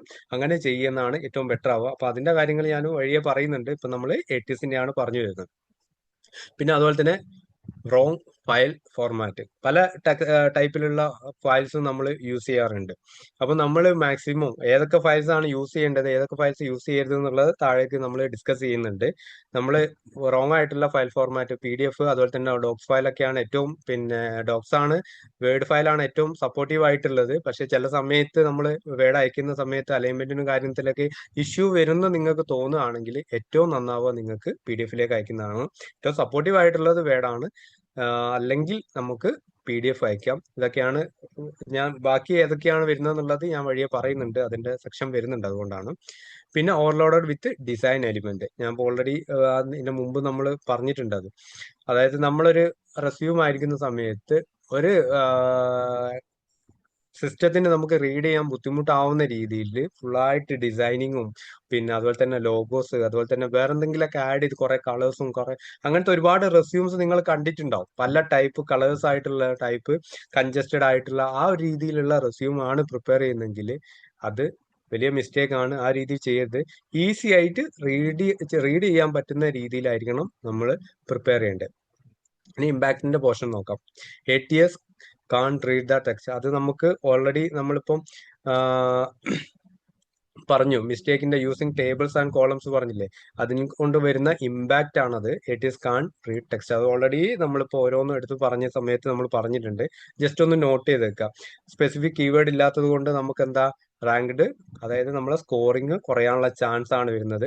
യൂസിങ് ഇമേജസ്, അത് നമുക്ക് ഫുള്ളായിട്ട് നമ്മളത് എന്താ പറയാ സ്കോറിങ് അതുപോലെ തന്നെ ആ പോർഷൻ തന്നെ നമുക്ക് റീഡ് ചെയ്യാനുള്ള ചാൻസ് ഇല്ല. ഓക്കെ, ഇനി നമ്മൾ ഇത് നോട്ട് ചെയ്തെന്ന് വിചാരിക്കുന്നു. അടുത്ത പേജിലേക്ക് പോലെ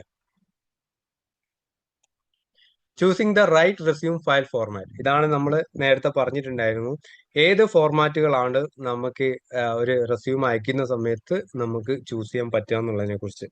ഓക്കെ, ഈ ഒരു പോർഷൻ നിങ്ങൾ നോട്ട് ചെയ്ത് വെക്കുക. Safe four ATS, risk for ATS എന്ന് പറഞ്ഞ് 2 കോളംസ് ഉണ്ട്. ഇത് മാക്സിമം ഇതൊന്ന് ചെക്ക് ചെയ്ത് വെക്കുക. ഞാൻ പറഞ്ഞതുപോലെ തന്നെ നിങ്ങൾക്ക് ഡോക്സ് ഫയൽ ആണെങ്കിൽ നിങ്ങൾക്ക് പ്രിഫേർഡ് മാക്സിമം കോമ്പാക്ടിബിലിറ്റി ആണ് പറയുന്നത്. അത് സേഫ് ഫോർ ATSന്റെ കാര്യത്തിൽ ആ ഒരു ഇതാണ് പറയുന്നത്. ഇതൊക്കെ ഞാൻ പറഞ്ഞു വരുന്നത് ATS റെസ്യൂമിന്റെ കാര്യങ്ങളാണ്. അതായത് പിന്നെ രണ്ടാമത്തത് വരുന്നത് ടെക്സ്റ്റ് ബേസ്ഡ് PDF. അതായത് ഞാൻ പറഞ്ഞു ഡോക്സ് അല്ലെങ്കിൽ PDF ഫയൽ നമുക്ക് അയക്കാൻ പറ്റും. എക്സ്പോർട്ടർ ഫ്രം ദി വേർഡ്, അതായത് നമ്മൾ വേർഡ് PDF കൺവേർട്ട് ചെയ്യുന്ന PDF ഫയലുകൾ ഉണ്ടാവും. അങ്ങനത്തെ ഫയലുകളാണെങ്കിൽ അതും നല്ല മാച്ചിങ്, അതായത് കോമ്പാക്റ്റബിൾ ആയിരിക്കും. കാരണം റീഡ് ചെയ്യാൻ ഈസി ആയിരിക്കും. അങ്ങനെയുള്ള ഫയലുകളാണെങ്കിലും കുഴപ്പമില്ല. പിന്നെ ടെക്സ്റ്റ് ഫയലുകളാണെങ്കിലും നമുക്ക് സേഫ് ആണ്. അതായത് മാക്സിമം ടെക്സ്റ്റ് സപ്പോർട്ട് ചെയ്യുന്ന രീതിയിലുള്ള ഫോർമാറ്റ് നമ്മൾ ചൂസ് ചെയ്യാൻ വേണ്ടിയിട്ട് ശ്രദ്ധിക്കണം. ആ 3 ഫോർമാറ്റുകളാണ് ഞാൻ ഇവിടെ സജസ്റ്റ് ചെയ്തിരിക്കുന്നത്. റിസ്ക് ഫോർ ATS എന്ന് പറഞ്ഞിട്ടുണ്ട്. അതായത് സ്കാൻഡ് PDF. നമ്മളൊരു റെസ്യൂം, അതായത് ഇപ്പുറത്ത് ഞാൻ പറഞ്ഞിട്ട് ടെക്സ്റ്റ് ബേസ്ഡ് PDF എന്നുള്ള വേർഡിൽ നിന്ന് കൺവേർട്ട് ചെയ്തിട്ടുള്ള PDF ഫയലാണ്. നേരെ മറിച്ച് നമ്മളിപ്പം ഒരു ഫയൽ എടുത്തിട്ട് അത് സ്കാൻ ചെയ്ത് PDF മാറ്റി അത് ഇമേജ് ഫയൽ ആയിട്ടാണ് പോവുക. ഇമേജ് ഫയൽ എന്ന് വെച്ചാൽ സ്കാൻഡ് PDF ഫയൽ ആയിട്ടാണ് പോവുക. അതിൽ നിന്നും പിന്നെ നമുക്ക് വേർഡുകൾ എക്സ്ട്രാക്ട് ചെയ്യാൻ ചിലപ്പം ബുദ്ധിമുട്ട്, റീഡ് ചെയ്യാൻ ചിലപ്പം ബുദ്ധിമുട്ടുണ്ടാകാൻ ചാൻസ് ഉണ്ട്. റീഡ് ചെയ്യുന്ന സോഫ്റ്റ്വെയറുകൾ ഉണ്ട്, ഇല്ല എന്നല്ല പറയുന്നത്. പക്ഷെ അവിടെ റിസ്ക് വരാനുള്ള ചാൻസ് ഉണ്ട് എന്നാണ് പറയുന്നത്. ചിലപ്പോൾ നമ്മൾ ഉദ്ദേശിച്ച പോലെ എല്ലാ വേർഡ്സോ കറക്റ്റായിട്ട് കോപ്പി ചെയ്യാൻ പറ്റിയിട്ടില്ലെങ്കിൽ അവിടെ റിസ്ക് വരും. അതുകൊണ്ട് ആ രീതിയിൽ നമ്മൾ റെസ്യൂം സ്കാൻ ചെയ്തിട്ടൊക്കെയുള്ള രീതിയിൽ അയക്കുന്നത് കുറയ്ക്കുക. അതുപോലെ തന്നെ JPG PNG ഇമേജ് നമ്മൾ ഒരിക്കലും അയക്കരുത്. കാരണം അത് കൂടുതൽ റിസ്ക് ആണ്. JPG ഫയലുകൾ എന്ന് പറയുന്നത് ഇമേജ് ഫയൽ തന്നെയാണ് സംഭവം. അതുകൊണ്ട് തന്നെ അത് കൂടുതൽ പിന്നെ സപ്പോർട്ടീവ് ആവാനുള്ള ചാൻസ് ഇല്ല. പല ഇതിലും ചിലപ്പോൾ നമുക്ക് ആ സോഫ്റ്റ്വെയറിലേക്ക് ചിലപ്പോൾ അപ്ലോഡ് ചെയ്യാൻ തന്നെ ചിലപ്പം ബുദ്ധിമുട്ട് വരാനുള്ള ചാൻസ് ഉണ്ട്. ചിലപ്പോൾ PDF ഓൺലിന്നോ ഡോക്സ് ഓൺലിന്നൊക്കെ പറഞ്ഞ് കൊടുത്തതാണെങ്കിൽ അതും ബുദ്ധിമുട്ട് വരാൻ ചാൻസ് ഉണ്ട്. പിന്നെ അതുപോലെ തന്നെ ഓൾഡ് വേർഡ് ഫോർമാറ്റിലൊക്കെ ആണെങ്കിൽ ഞാൻ നേരത്തെ നിങ്ങളോട് സൂചിപ്പിച്ചിട്ടുണ്ടായിരുന്നു, നമ്മൾ ഫോർമാറ്റിംഗ്, അതായത് അലൈൻമെന്റും കാര്യങ്ങളൊക്കെ മാറിക്കിടക്കാനുള്ള ചാൻസ് ഉണ്ട് അപ്ഡേറ്റഡ് അല്ലെങ്കിൽ. അത് നമ്മൾ സെൻഡ് ചെയ്യുന്ന കമ്പനികളിലേക്ക് ചിലപ്പം അത് ഉണ്ടാവുക അവിടെ അപ്ഡേറ്റഡ് ആയിട്ടുള്ള സോഫ്റ്റ്വെയറും കാര്യങ്ങളൊക്കെ ആണെങ്കിൽ നമ്മൾ പഴയ ഓൾഡ് സോഫ്റ്റ്വെയറിനൊക്കെയാണ് സെൻഡ് ചെയ്യുന്നതെങ്കിൽ മൊത്തത്തിൽ ഒരുപാട് എന്താ പറയാ നമുക്ക് ഫീഡ്ബാക്ക് കിട്ടിയ ഒരു പോർഷൻ ആണത്. പലരും അയച്ചിട്ട് ഇങ്ങനെ സംഭവിച്ചിട്ടുണ്ട് എന്നുള്ളതിനെ കുറിച്ച്. അതുകൊണ്ട് നമുക്ക് PDF മതി എന്നൊക്കെ പറഞ്ഞ് പല ആളുകൾക്കും ചില ഫീഡ്ബാക്കുകൾ നമുക്ക് കിട്ടാറുണ്ട്. അപ്പോൾ നമ്മൾ മാക്സിമം ആ രീതിയിൽ ഒന്നുകിൽ ഡോക്സ് അല്ലെ ടെക്സ്റ്റ് ബേസ്ഡ് PDF ഒക്കെ ആയിട്ടാണ് കൊടുക്കാറുള്ളത്. കാരണം ഈ ഒരു അലൈൻമെന്റിന്റെ ഇഷ്യൂ പല കമ്പനികളിലും പല രീതിയിൽ, അല്ലെങ്കിൽ അവർ ഓപ്പൺ ചെയ്യുന്ന ഡിവൈസ് അനുസരിച്ചിട്ട് ബുദ്ധിമുട്ട് വരാനുള്ള ചാൻസ് ഉണ്ട്. ഓക്കെ, ഇത്രയും ക്ലിയർ ആയി എന്ന് വിചാരിക്കുന്നു. അടുത്ത പോയിന്റിലേക്ക് പോവാം. ഇനി നമുക്ക് ഡിസ്കസ് ചെയ്യാനുള്ളത് പ്രൊഫഷണൽ റെസ്യൂം ആണ്. ഈ പ്രൊഫഷണൽ റെസ്യൂം ചോദിക്കുന്നതിന് മുമ്പ്, മനസ്സിലാക്കുന്നതിന് മുമ്പായിട്ട് ATS റെസ്യൂം റിലേറ്റഡ് ആയിട്ട് നമ്മളെ ഇപ്പം കണ്ടുകൊണ്ടിരിക്കുന്ന കാൻഡിഡേറ്റ്സിന് എന്തെങ്കിലും സംശയം, എന്തെങ്കിലും കൺഫ്യൂഷൻ ഉണ്ടോന്നുണ്ടെങ്കിൽ ഒന്ന് ചോദിച്ചു കഴിഞ്ഞാൽ ഒന്ന് ക്ലിയർ ചെയ്ത് തരാം.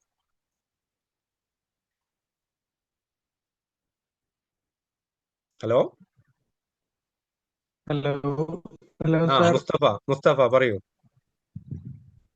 നമ്മൾ ഈ MS വേർഡിന്റെ പഴയ വേർഷൻ ഒക്കെ യൂസ് ചെയ്യുമ്പോഴാണ് അവർക്ക് റീഡ് ചെയ്യുമ്പോൾ അല്ലെങ്കിൽ എററുകൾ വരുന്ന പുതിയ വേർഷൻക്ക് അവർ റീഡ് ചെയ്യുമ്പോൾ അങ്ങനെയാണോ?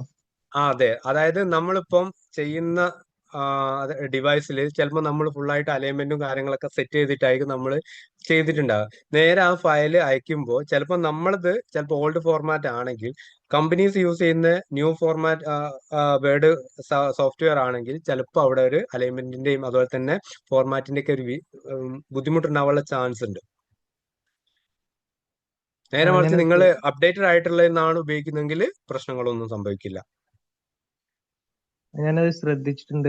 നമ്മൾ പഴയ വെർഷനിൽ ചെയ്തിട്ടുള്ള വേർഡ് ഫയല് വേറൊരു വെർഷനിൽ നമ്മൾ ഓപ്പൺ ചെയ്യുമ്പോൾ തന്നെ ചില എററുകളൊക്കെ ഇങ്ങനെ ആ ചെറുതായിട്ട് അത് വരുന്നുണ്ട്, കാണുന്നുണ്ട്. ഒരുപാട് ആളുകൾക്ക് വരുന്നുണ്ട്. അതുകൊണ്ടാണ് ഞാൻ അത് എടുത്ത് പറഞ്ഞത്. കറക്റ്റ് ആയിട്ട് ഞാൻ അത് ബ്രാക്കറ്റിൽ സൂചിപ്പിക്കുകയും ചെയ്തു. ഓൾഡ് വേർഡ് ഫോർമാറ്റ് എന്ന് പറഞ്ഞ് കറക്റ്റ് ആയിട്ട് അത് ഒരുപാട് ഫീഡ്ബാക്ക് നമുക്ക് കിട്ടുന്ന ഒരു പോർഷൻ ഒക്കെയാണ് അത്. മാക്സിമം അങ്ങനെ ഒരു സംഭവിക്കുന്നു തോന്നിക്കഴിഞ്ഞാൽ എന്താ ചെയ്യേണ്ടതെന്ന് വെച്ച് കഴിഞ്ഞാൽ വേർഡിൽ നിന്ന് നേരെ നമ്മൾ PDF എക്സ്പോർട്ട് ചെയ്യുക, എന്നതിന് ശേഷം അയച്ചു കൊടുത്താൽ മതി. ഓക്കെ സാറേ, ക്ലിയർ ആയി, മനസ്സിലായി. ഓക്കെ. ഇനി വേറെ ആർക്കെങ്കിലും എന്തെങ്കിലും സംശയങ്ങളുണ്ടോ AT സൈഡ് റിലേറ്റഡ് ആയിട്ട്?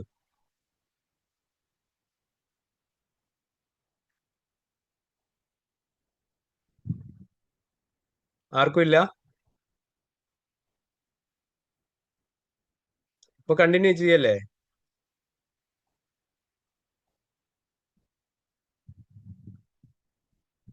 ഓക്കെ.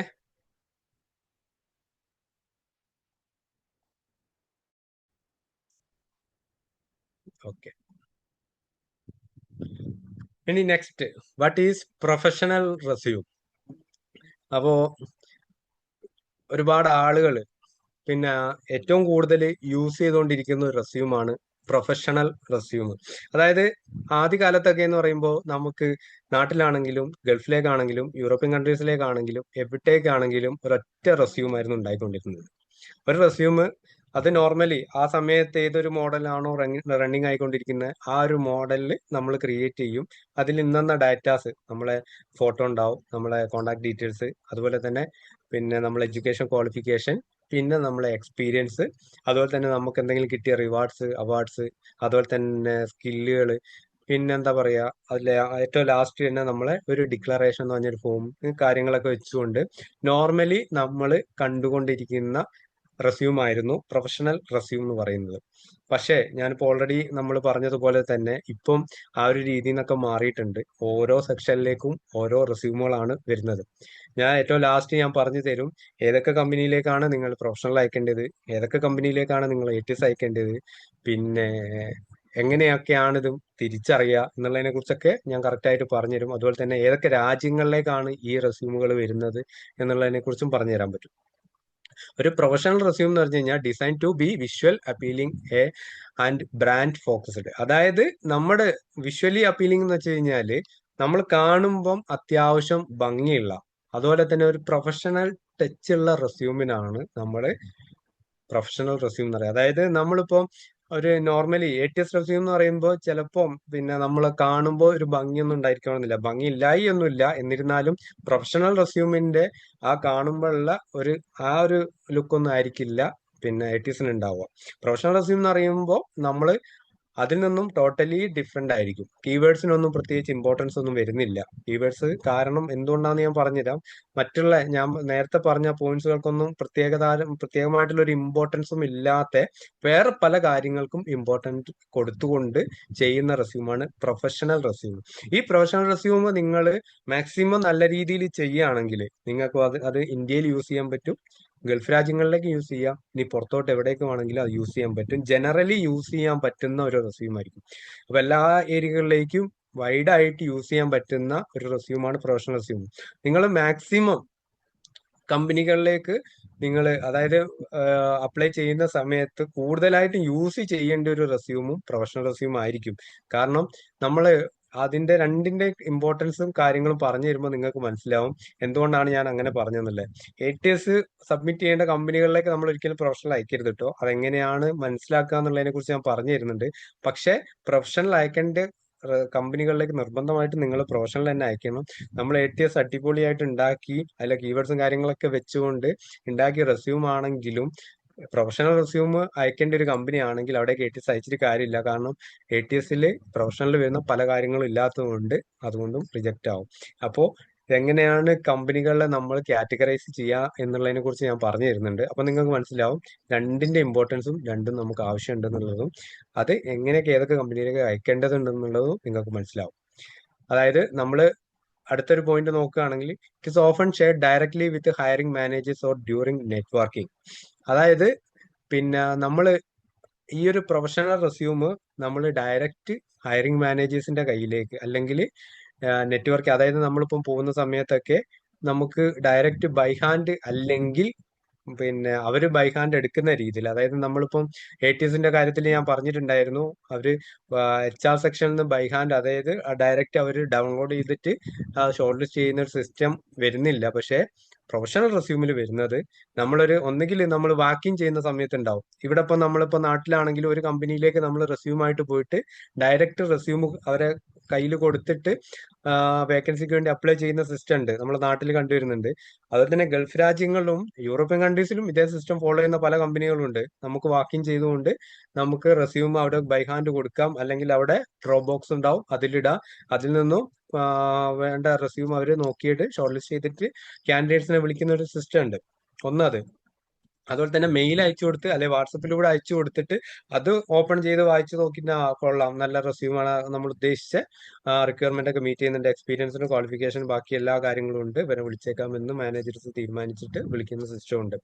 ആ രീതിയിലൊക്കെ ചെയ്യുന്ന റെസ്യൂം അങ്ങനെ വരുന്ന കമ്പനികളിലേക്ക് അല്ലെങ്കിൽ അങ്ങനെ സബ്മിറ്റ് ചെയ്യേണ്ട കമ്പനികളിലേക്ക്. അതുപോലെ തന്നെ നമ്മൾ വാക്കിൻ ഇന്റർവ്യൂസ് ഉണ്ടാവും.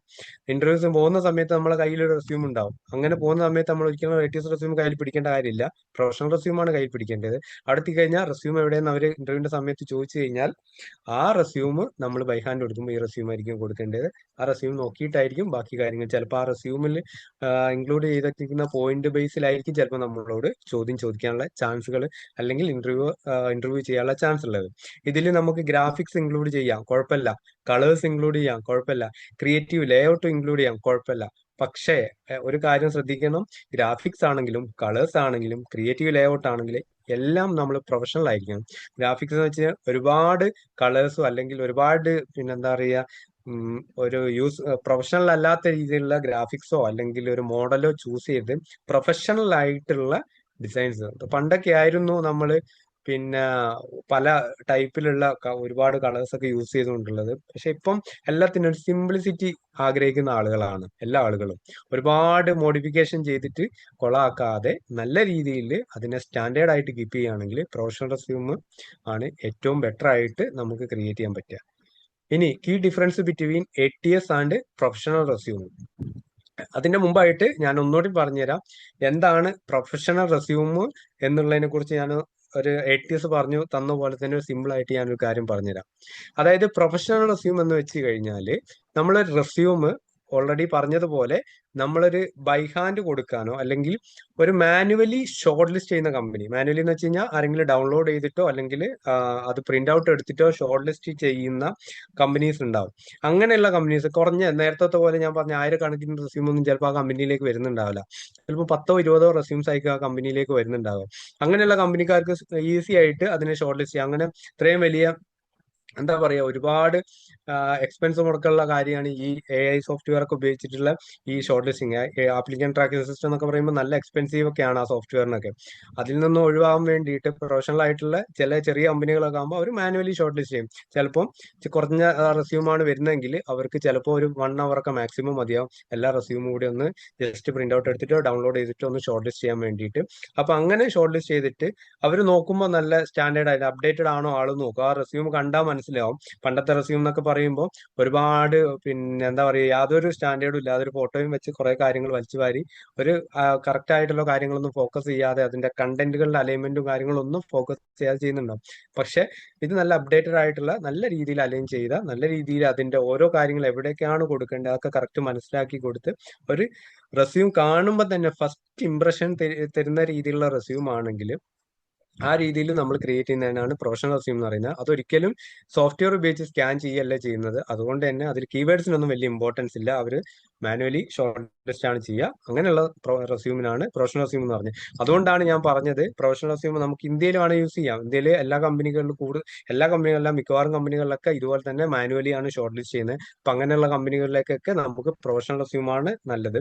അതുപോലെ തന്നെ GCCയിലാണെങ്കിൽ മൾട്ടിനാഷണൽ ഹയർ എൻഡിൽ നിൽക്കുന്ന കമ്പനികളല്ലാത്ത മിക്കവാറും കമ്പനികളൊക്കെ മാനുവലി ആണ് ഷോർട്ട് ലിസ്റ്റ് ചെയ്യുന്നത്. വലിയ വലിയ കമ്പനികൾ ഇപ്പൊ നമ്മൾ എമിറേറ്റ്സിലേക്കും അതുപോലെ തന്നെ MR പ്രോപ്പർട്ടീസ് അതുപോലെ തന്നെ DP World എന്നൊക്കെ പറഞ്ഞ് അല്ലെങ്കിൽ എത്തിഹാദ് പോലത്തെ വലിയ വലിയ കമ്പനികളുണ്ട്. അതുപോലെ തന്നെ വലിയ ആപ്പിൾ പോലത്തെ കമ്പനികളൊക്കെ ആവുന്ന സമയത്ത് നമുക്ക് വേണമെങ്കിൽ അത് ATSലേക്കായിരിക്കും സ്കാൻ ചെയ്യാൻ ചാൻസ് ഉള്ളത്. അല്ലാത്ത ഒരുപാട് ലക്ഷക്കണക്കിന് കമ്പനികൾ UAE അല്ലാത്ത രാജ്യങ്ങളിലുണ്ടല്ലോ. ആ കമ്പനികളിലേക്കൊക്കെ നമ്മൾ അയക്കുന്ന സമയത്ത് 70% കമ്പനികളും ഡൗൺലോഡ് ചെയ്ത് അല്ലെങ്കിൽ പ്രൊഫഷൻ മാനുവലി ഷോർട്ട് ലിസ്റ്റ് ആണ് ചെയ്യുക. അല്ലെങ്കിൽ നമ്മൾ വാക്കിംഗ് ചെയ്യുന്ന സമയം കമ്പനികൾ ഉണ്ടാവും, അതൊക്കെ മാനുവലി ഷോർട്ട് ലിസ്റ്റ് ആണ് ചെയ്യുക. അങ്ങനെയുള്ള കമ്പനികളിലേക്കൊക്കെ നമ്മൾ പ്രൊഫഷണൽ റെസ്യൂം ആണ് യൂസ് ചെയ്യേണ്ടത്. മനസ്സിലായെന്ന് വിചാരിക്കുന്നു പ്രൊഫഷണലും ATSഉം. അപ്പൊ അതിന്റെ കീ ഡിഫറൻസ് എന്താണെന്ന് നോക്കാം. ATS ആൻഡ് പ്രൊഫഷണൽ റെസ്യൂമിന്റെ ഡിഫറൻസ് എന്താണെന്ന് മനസ്സിലാക്കി കഴിഞ്ഞാൽ നിങ്ങൾക്ക് ഈ രണ്ടും തമ്മിൽ എന്താണെന്ന് മനസ്സിലാവും.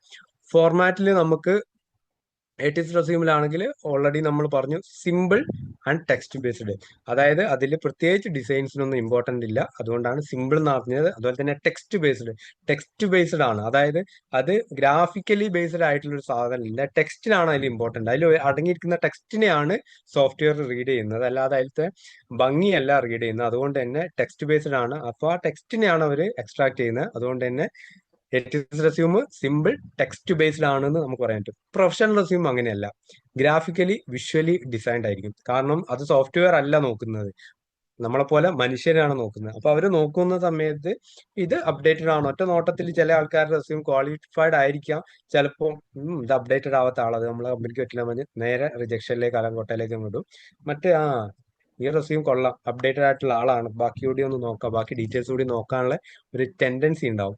അതാണ് പ്രൊഫഷണൽ റെസ്യൂം. അതുകൊണ്ടാണ് മറ്റേ ഞാൻ പറഞ്ഞ സോഫ്റ്റ്വെയർ ആണ്, ഇത് മാനുവലി ആണ് ഷോർട്ട് ലിസ്റ്റ് ചെയ്യുന്ന പ്രൊഫഷണൽ റെസ്യൂം എന്നുള്ളത്. ഫോൺസ് ആൻഡ് ഡിസൈൻസ്, ഫീച്ചേഴ്സിൽ ഫോൺസ് ആൻഡ് ഡിസൈൻസ് വരുമ്പോൾ നമുക്ക് ATS റെസ്യൂമിൽ ബേസിക് ആയിട്ടുള്ള ബേസിക് ഫോൺസ് എന്ന് വെച്ച് കഴിഞ്ഞാൽ യൂണിവേഴ്സലി സ്റ്റാൻഡേർഡ് ആയിട്ടുള്ള ഫോൺസുകൾ, കാൽബറി അതുപോലെ തന്നെ മെയിൻ ആയിട്ട് യൂസ് ചെയ്യുന്നതാണ് കാൽബറീസ് യൂസ് ചെയ്യുന്നുണ്ട്. അങ്ങനത്തെ യൂണിവേഴ്സൽ ഫോണ്ടുകളായിരിക്കണം നമ്മൾ യൂസ് ചെയ്യേണ്ടത്. അങ്ങനത്തെ ഫോണ്ടുകൾ യൂസ് ചെയ്യുമ്പോൾ നമുക്കുള്ള എന്താണ് ബെനിഫിറ്റ് എന്ന് വെച്ച് കഴിഞ്ഞാൽ മിക്കവാറും എല്ലാ സോഫ്റ്റ്വെയറും സ്കാൻ ചെയ്യുന്ന എല്ലാ സോഫ്റ്റ്വെയറിലും യൂണിവേഴ്സിറ്റിയിൽ സപ്പോർട്ട് ആയിട്ടുള്ള ഡോക്യുമെന്റ്സ് ഒക്കെ അതിലുണ്ടാവാൻ ചാൻസ് ഉണ്ട്.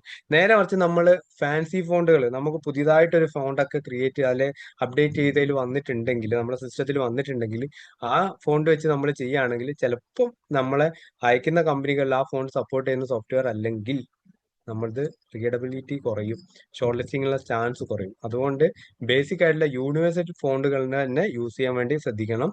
അതുപോലെ തന്നെ ടേബിൾസ് അതുപോലെ തന്നെ ഗ്രാഫിക്സ് ഒന്നും ആവശ്യമില്ല എന്നുള്ളതാണ് ATS റെസ്യൂമിന്റെ കാര്യത്തിൽ.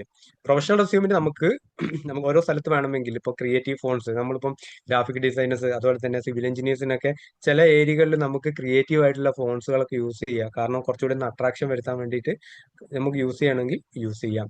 കളേഴ്സ് യൂസ് ചെയ്യാം. ചില പോർഷനിൽ ഇപ്പോൾ ഞാൻ തന്നെ ഇപ്പോൾ ഈ ഒരു PPTയിൽ ഞാൻ ചെയ്തിരിക്കുന്നത് ഹെഡിങ്ങിന് ഒരു കളർ കൊടുത്തു, പിന്നെ അതുപോലെ തന്നെ അതിന്റെ സബ് ഹെഡിങ്ങിന് ഒരു കളർ കൊടുത്തു, ബാക്കി ബോക്സിന് ഒരു കളർ കൊടുത്തു. അത് വിഷ്വലി ഒരു പ്രൊഫഷണൽ ടച്ച് കിട്ടാൻ വേണ്ടിയിട്ടാണ് കൊടുത്തത്. എല്ലാം ബ്ലാക്ക് ആൻഡ് വൈറ്റ് കൊടുത്തു കഴിഞ്ഞാൽ ഈ ഒരു എഫക്റ്റ് കിട്ടും. കാരണം നമ്മളിതിപ്പോൾ നേരെ കണ്ടുകൊണ്ടിരിക്കുകയാണ്, നമ്മളാണ് ഇതിനെ വിലയിരുത്തിക്കൊണ്ടിരിക്കുന്നത്.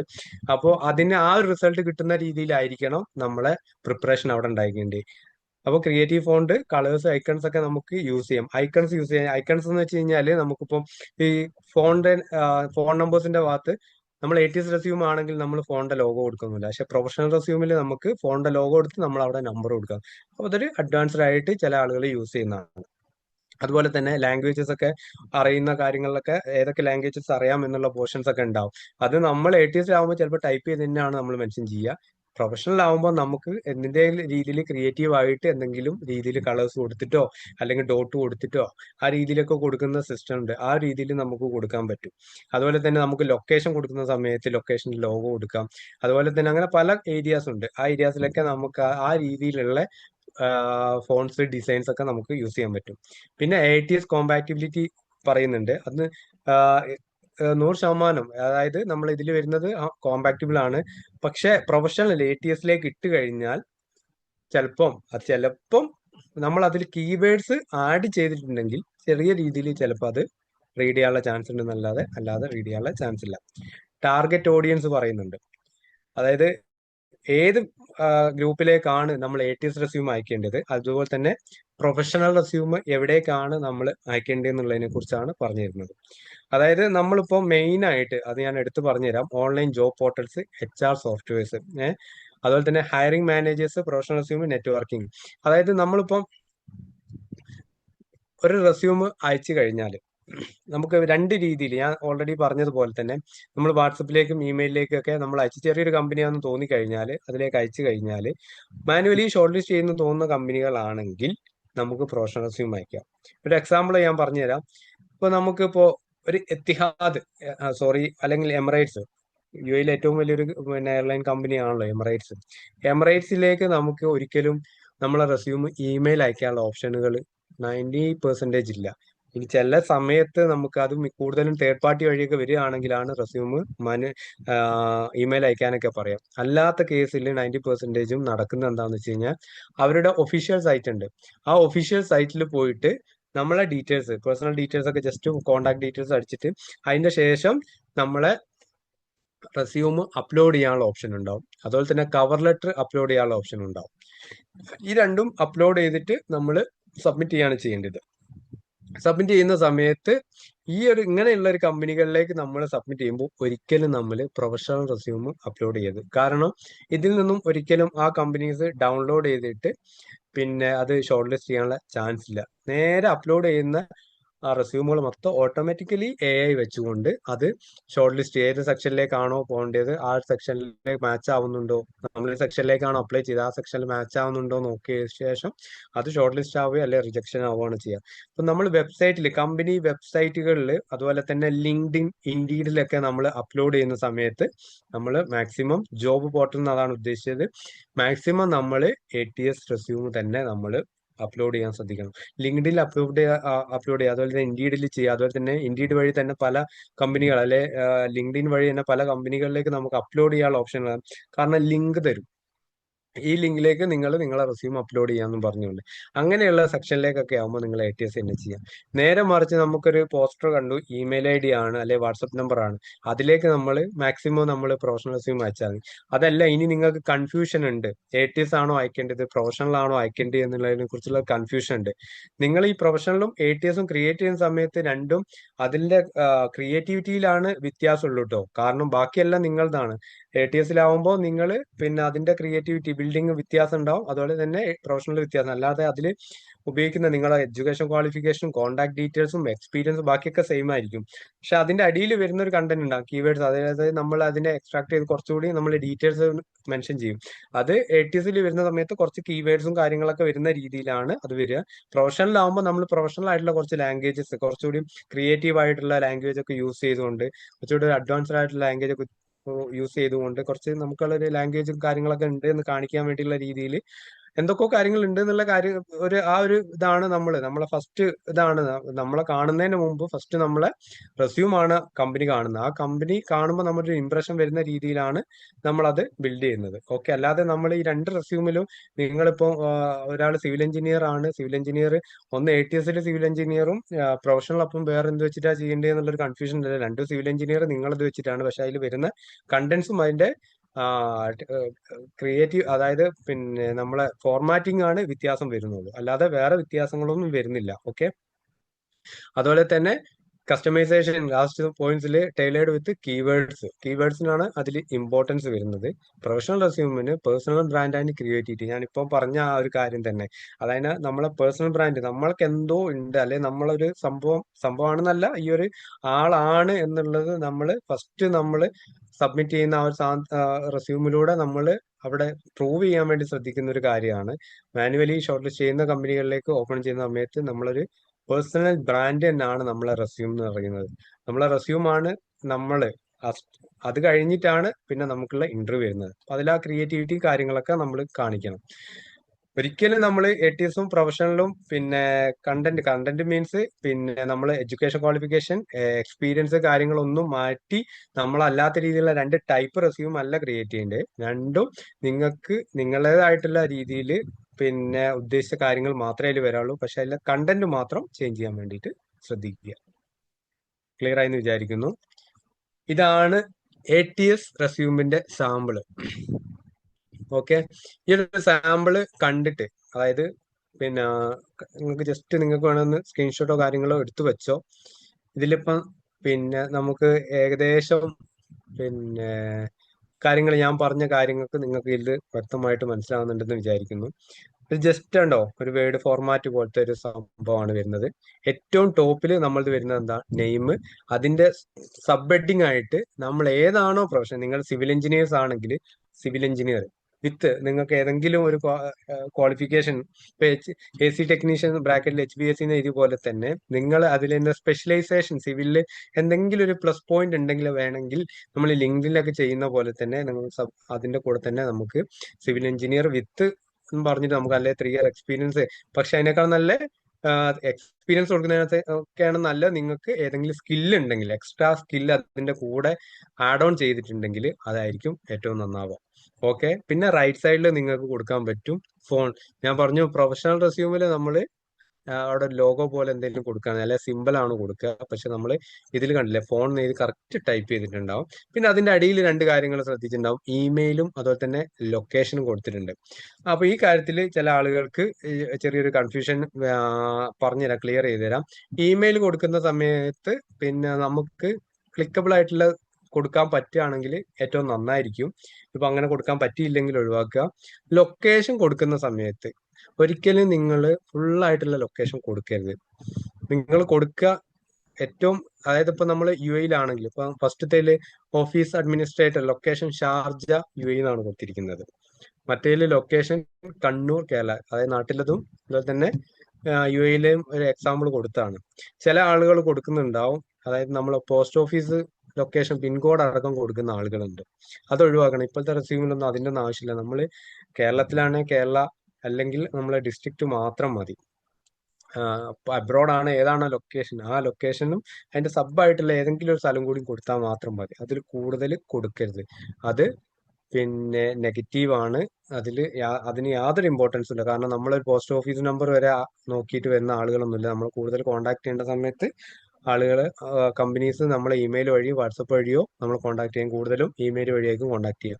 പിന്നെ ഒരു പോയിന്റ് ഇതിൽ നമ്മൾ ആഡ് ചെയ്യാത്തൊരു പോയിന്റ് ഉണ്ട്, ലിങ്ക്ഡിൻ എന്ന് പറഞ്ഞൊരു പോർഷൻ കൂടി കൊടുക്കണം. ഈ ലൊക്കേഷന്റെ ഇമെയിലിന്റെ തൊട്ട് താഴെ വേണമെങ്കിൽ നമുക്ക് ലിങ്ക്ഡിൻ എന്ന് പറഞ്ഞ് കൊടുത്തിട്ട് പിന്നെ നമ്മളെ പേര്, ലിങ്ക്ഡിന്റെ ID കൊടുക്കുക. പക്ഷെ ആ കൊടുക്കുന്ന സമയത്ത് നമ്മൾ പ്രത്യേകം ശ്രദ്ധിക്കേണ്ട ഒരു കാര്യമുണ്ട്, ആ ലിങ്ക്ഡിൻ ക്ലിക്കബിൾ ആയിരിക്കണം. അതായത് ലിങ്ക് ആഡ് ചെയ്ത് പിന്നെ ഇതായിരിക്കും, അല്ലാണ്ട് നമ്മൾ പേര് മാത്രം ടൈപ്പ് ചെയ്ത് കൊടുക്കുന്ന സിസ്റ്റം ആയിരുന്നു. നമ്മളെ ലിങ്ക്ഡിന്റെ ലിങ്ക് കൂടി നമ്മൾ അതിലേക്ക് ആഡ് ചെയ്യണം, അറ്റാച്ച് ചെയ്യണം.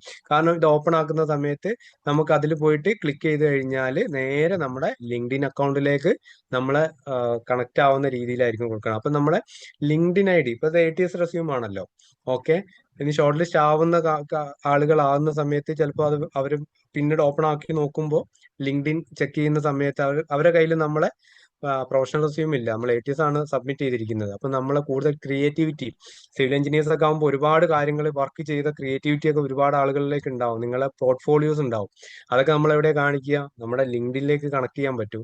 ലിങ്ക്ഡിനിൽ കൊടുത്തു കഴിഞ്ഞാൽ ലിങ്ക്ഡിനിൽ നമുക്ക് അതിനുള്ള ഒരുപാട് ഓപ്ഷൻസ് ഉണ്ട്.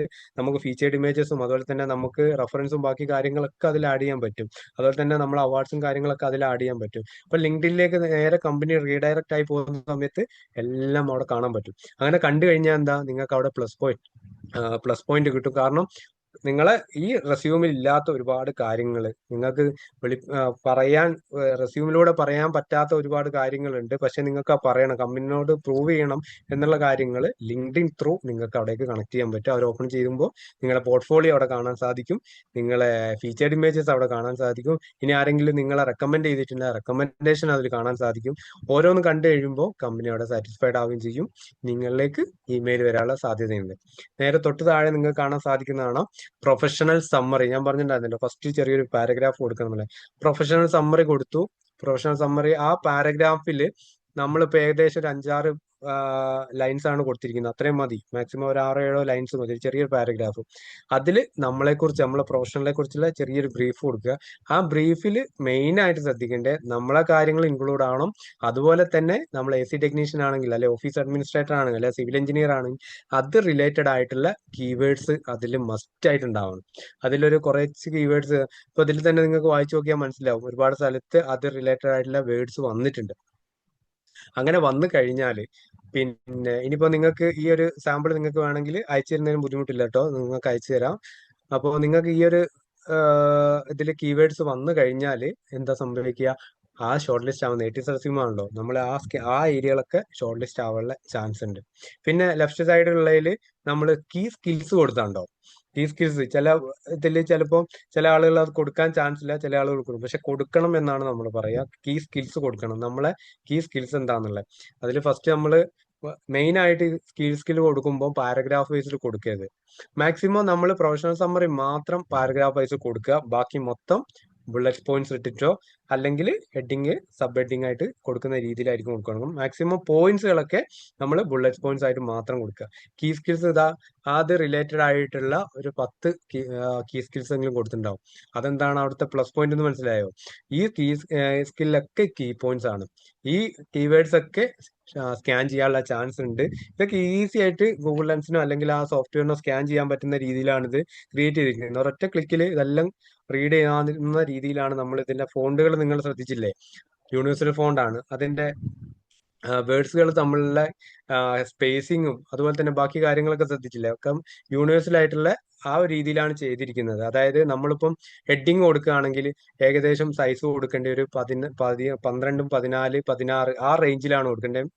സബ് ഹെഡിങ് ആണെങ്കിൽ ഒരു 12 റേഞ്ചിൽ കൊടുക്കണം. അതുപോലെ തന്നെ ബോഡി പാർട്ടൊക്കെ ആണെങ്കിൽ നമ്മളൊരു 10, 11 ആ റേഞ്ചിലാണ് നമ്മൾ അതിന്റെ സൈസ് കൊടുക്കേണ്ടത്. അപ്പോൾ ആ ഒരു കാര്യങ്ങളൊക്കെ ശ്രദ്ധിക്കുക. അതുപോലെ തന്നെ ഫോണ്ടിന്റെ കാര്യത്തിൽ ശ്രദ്ധിക്കുക, സ്പേസിങ് ഞാൻ പറഞ്ഞു, സൈസ് ഞാൻ പറഞ്ഞു, സ്കില്ല് കൊടുക്കുക, അതെങ്ങനെയാണ് കൊടുക്കേണ്ടതെന്ന് ഞാൻ പറഞ്ഞിട്ടുണ്ട്. പിന്നെ നമ്മള് ഒന്നുകിൽ വർക്ക് എക്സ്പീരിയൻസ് എന്ന് കൊടുക്കുക, അല്ലെങ്കിൽ പ്രൊഫഷണൽ എക്സ്പീരിയൻസ്. ഇനി ഞാൻ പറയുന്ന ഒരു പോയിന്റ് നിങ്ങൾ ശ്രദ്ധിക്കേണ്ടത്, നമ്മൾ ഹെഡിങ് കൊടുക്കുന്ന സമയത്ത് നമ്മൾ പ്രൊഫഷണൽ റെസ്യൂമിൽ നിന്നും ഡിഫറെന്റ് ആയിട്ട് നമ്മൾ ATS റെസ്യൂമിൽ ഹെഡിങ് കൊടുക്കുന്ന ഒരിക്കലും നമ്മൾ ചില ആളുകൾ ക്രിയേറ്റീവ് ആയിട്ട് ഓരോ പുതിയ വർക്ക് എക്സ്പീരിയൻസിന് പകരം ചിലപ്പോൾ വേറെ എന്തെങ്കിലുമൊക്കെ വേർഡ്സ് ഒക്കെ കണ്ടുപിടിച്ച് വന്നിട്ട് ഒരു രസത്തിന് വേണ്ടി അല്ലെങ്കിൽ ഒരു വെറൈറ്റിക്ക് വേണ്ടി കൊടുക്കുന്ന ആളുകൾ. അങ്ങനെ ഒരിക്കലും ATS റെസ്യൂമിന് കൊടുക്കരുത്. യൂണിവേഴ്സൽ ആയിട്ട് ഏത് വേർഡ്സ് ആണോ യൂസ് ചെയ്യുന്നത് ആ വേർഡ് ആയിരിക്കണം നമ്മൾ ടോട്ടലി നമ്മൾ ഇതിൽ എല്ലാ പോർഷനും കൊടുക്കണം. മെയിൻ ആയിട്ട് ഹെഡിങ്ങിന്റെ കാര്യത്തിൽ വർക്ക് എക്സ്പീരിയൻസ്, അതുപോലെ തന്നെ വേറൊരു ഹെഡിങ് കൊടുക്കണമെങ്കിൽ ഇതാ പ്രൊഫഷണൽ എക്സ്പീരിയൻസ്, ആ ഒരു രീതിയിൽ മാത്രം കൊടുക്കാൻ നോക്കുക. അല്ലാതെ നമ്മൾ ക്രിയേറ്റീവ് ആയിട്ടൊരു വെറൈറ്റിക്ക് വേണ്ടിയിട്ട് നമ്മൾ അധികം യൂസ് ചെയ്യാത്ത രീതിയിലുള്ള ഹെഡിങ്ങോ കാര്യങ്ങളോ കൊടുക്കാതിരിക്കാൻ വേണ്ടി പ്രത്യേകം ശ്രദ്ധിക്കണം, അത് നോട്ട് ചെയ്യണം. ഓക്കെ, അപ്പൊ നമ്മൾ പ്രൊഫഷണൽ എക്സ്പീരിയൻസ് കണ്ടു. പ്രൊഫഷണൽ എക്സ്പീരിയൻസിൽ ഓഫീസ് അഡ്മിനിസ്ട്രേറ്റർ എന്ന് പറഞ്ഞിട്ട് ഇയർ കൊടുത്തിട്ടുണ്ട്, എന്ന് മുതൽ എന്ന് വരെ എന്നുള്ളത് കറക്റ്റ് ആയിട്ട് കൊടുത്തിട്ടുണ്ട്. ആ ഇയർ നമ്മൾ കറക്റ്റ് കൊടുത്ത് മന്ത് കൊടുക്കണമെങ്കിൽ മന്തും കൊടുക്കാൻ കുഴപ്പമില്ല, ഡേറ്റ് അടക്കം കൊടുക്കേണ്ട ആവശ്യമൊന്നുമില്ല, ഇയറും മന്തും മാത്രം മതി. ഫ്രം ടു ഡേറ്റ് കൊടുക്കാൻ വേണ്ടി ശ്രദ്ധിക്കണം.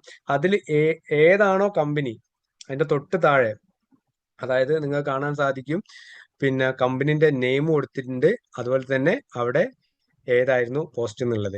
അതായത് AC ടെക്നീഷ്യൻ മസ്കറ്റ് ഒമാൻ എന്ന് ഇപ്പുറത്ത് കൊടുത്തിട്ടുണ്ട്, ഇപ്പുറത്തേൽ നിങ്ങൾക്ക് നോക്കാം ആ ഒരു കമ്പനിന്റെ പേര് കൊടുത്തിട്ട് അതിൽ ഏത് പോസ്റ്റിലായിരുന്നു നമ്മൾ വർക്ക് ചെയ്തതെന്നും കൊടുത്തിട്ടുണ്ട്.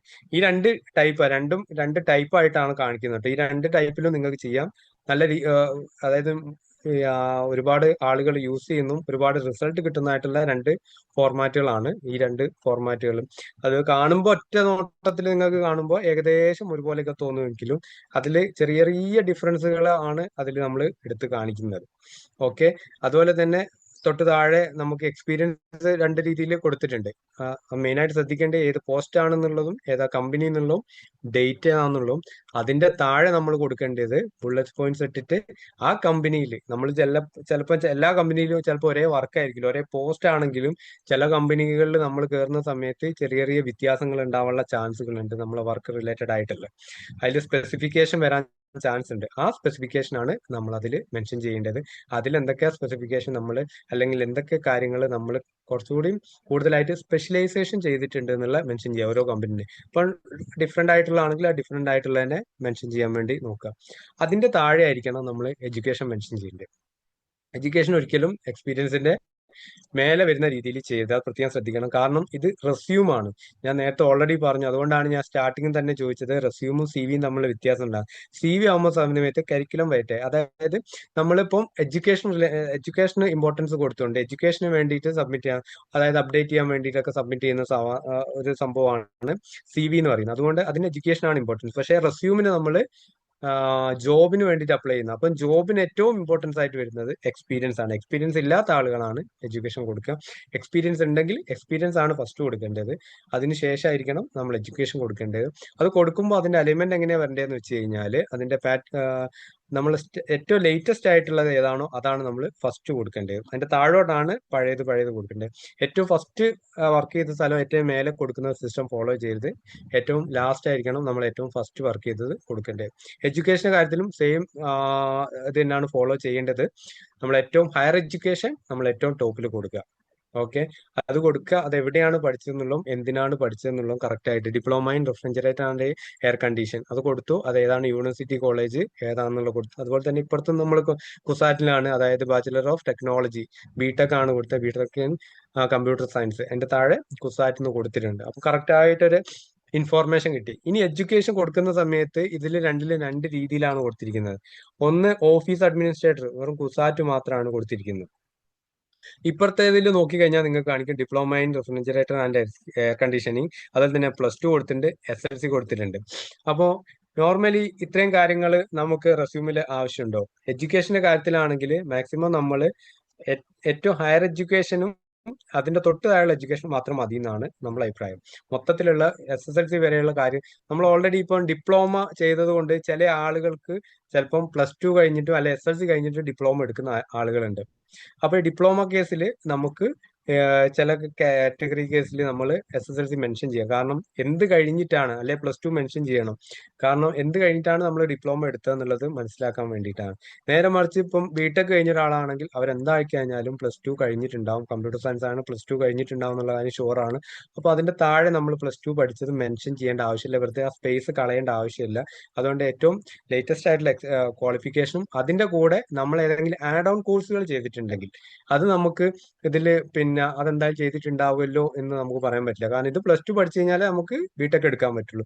നേരെ മറിച്ച് നമുക്ക് ആഡ് ഓൺ കോഴ്സുകൾക്ക് പിന്നെ ഇത് BTech എടുത്തത് കൊണ്ട് നമ്മൾ ആഡ് ഓൺ കോഴ്സുകൾ ചെയ്ത് നമുക്ക് ഉറപ്പ് പറയാൻ പറ്റുമോ? ഇല്ലല്ലോ. അപ്പൊ നമ്മൾ ആഡ് ഓൺ കോഴ്സുകൾ ഏതെങ്കിലും ചെയ്തിട്ടുണ്ട്, വേറെ ഏതെങ്കിലും ഡിപ്ലോമ കോഴ്സിന്റെ കൂടെ ആഡ് ചെയ്ത് പഠിച്ചിട്ടുണ്ടെങ്കിൽ ആ കോഴ്സ് കൂടി നമുക്ക് ഇതിൽ മെൻഷൻ ചെയ്യാൻ പറ്റുന്നതാണ് എഡ്യൂക്കേഷന്റെ പോർഷനിൽ. അതുപോലെ തന്നെ അതിന്റെ കൂടെ എന്തെങ്കിലും അവാർഡ്സ് അല്ലെ റിവാർഡ്സ് അല്ലെങ്കിൽ വേറെ എന്തെങ്കിലും കിട്ടിയിട്ടുണ്ടെങ്കിൽ, നമ്മുടെ കമ്പനിയിൽ നിന്ന് വേറെ എന്തെങ്കിലും രീതിയിലുള്ള അപ്രിസിയേഷൻ കിട്ടിയിട്ടുണ്ടെങ്കിൽ, അപ്രിസിയേഷൻ ലെറ്ററോ കാര്യങ്ങളോ എന്തെങ്കിലും കിട്ടിയിട്ടുണ്ടെങ്കിൽ അത് നമുക്ക് മെൻഷൻ ചെയ്യാൻ പറ്റും. അതൊക്കെ നമ്മളെ CV-യിലെ പ്ലസ് പോയിന്റ് അല്ലെ റെസ്യൂമിലെ പ്ലസ് പോയിന്റുകളായിരിക്കും. ഇതിൽ പ്രൊഫഷണൽ സ്കില്ല് എഡ്യൂക്കേഷൻ കഴിഞ്ഞിട്ട് തൊട്ട് താഴെയാണ് കൊടുത്തിരിക്കുന്നത്. അങ്ങനെ കൊടുത്താലും മതി. കാരണം അത് പ്രൊഫഷണൽ സ്കില്ല് അത്ര എന്താ പറയുക, ചില കേസിൽ ഇമ്പോർട്ടന്റ് ആയിട്ടുള്ള സ്കില്ലുകളാണെങ്കിൽ ആ മേലേക്ക് നമുക്ക് അപ്ഡേറ്റ് ചെയ്യാം, അല്ലെങ്കിൽ താഴെ കൊടുത്താലും മതി. പിന്നെ അഡീഷണൽ ഇൻഫോ എന്ന് പറഞ്ഞിട്ട് നമുക്ക് പിന്നെ ഒരു ആളെ കാര്യങ്ങൾ, അതായത് ഇപ്പം ഇതിലിപ്പം കുറച്ചുകൂടി ഇൻഫോർമേഷൻ കൂടുതൽ കൊടുത്തിട്ടുണ്ട്. നാഷണാലിറ്റി ഇന്ത്യൻ കൊടുത്തിട്ടുണ്ട്. അതുപോലെ തന്നെ പിന്നെ നമ്മൾ ഡേറ്റ് ഓഫ് ബർത്ത്, അതുപോലെ തന്നെ പാസ്പോർട്ട് നമ്പർ. ഇതിലിപ്പം വരണ്ടാത്തൊരു പോർഷൻ ഉണ്ട്, പാസ്പോർട്ട് നമ്പർ നമുക്ക് ആഡ് ചെയ്യേണ്ട ആവശ്യമില്ല. ഏത് റെസ്യൂം ആണെങ്കിലും പാസ്പോർട്ട് നമ്പറിന്റെ ഒരു ആവശ്യം വരുന്നില്ല. അപ്പോൾ ഇതിലത് ജസ്റ്റ് നമ്മൾ നോട്ട് ചെയ്ത് വെച്ചത് എടുത്ത് പറയാൻ വേണ്ടിയിട്ടാണ്. പാസ്പോർട്ട് നമ്പർ ആഡ് ചെയ്യേണ്ട ആവശ്യമില്ല. പക്ഷെ ഇതിൽ നാഷണാലിറ്റി മെൻഷൻ ചെയ്തിട്ടുണ്ട്. കാരണം എന്താ, ഇത് UAE ആണ് ലൊക്കേഷൻ കാണിക്കുന്നത്. അപ്പോൾ നമ്മൾ ഒരു റെസ്യൂം അയക്കുന്ന സമയത്ത് ചില കമ്പനീസ് ചോദിക്കും ഈ നാഷണാലിറ്റിക്കാരൊക്കെ ആണ് വേക്കൻസി ഉള്ളതെന്ന് പറയും. അപ്പോൾ ആ ഒരു കാര്യം ഹൈലൈറ്റ് ചെയ്ത് കാണിക്കാനാണ് നാഷണാലിറ്റി അവിടെ കൊടുത്തിരിക്കുന്നത്. പിന്നെ ലാംഗ്വേജ് നിർബന്ധമായും കൊടുത്തിരിക്കണം. ലാംഗ്വേജ് നിർബന്ധമായിട്ടും കൊടുത്തിരിക്കണം. നമ്മൾ ഏതൊക്കെ ലാംഗ്വേജുകൾ അറിയാം. കാരണം അബ്രോഡിലേക്കൊക്കെ ജോബ് നോക്കുന്ന ആളുകൾക്കാവുമ്പോൾ ലാംഗ്വേജിന് ഇമ്പോർട്ടൻസ് ഉണ്ട്.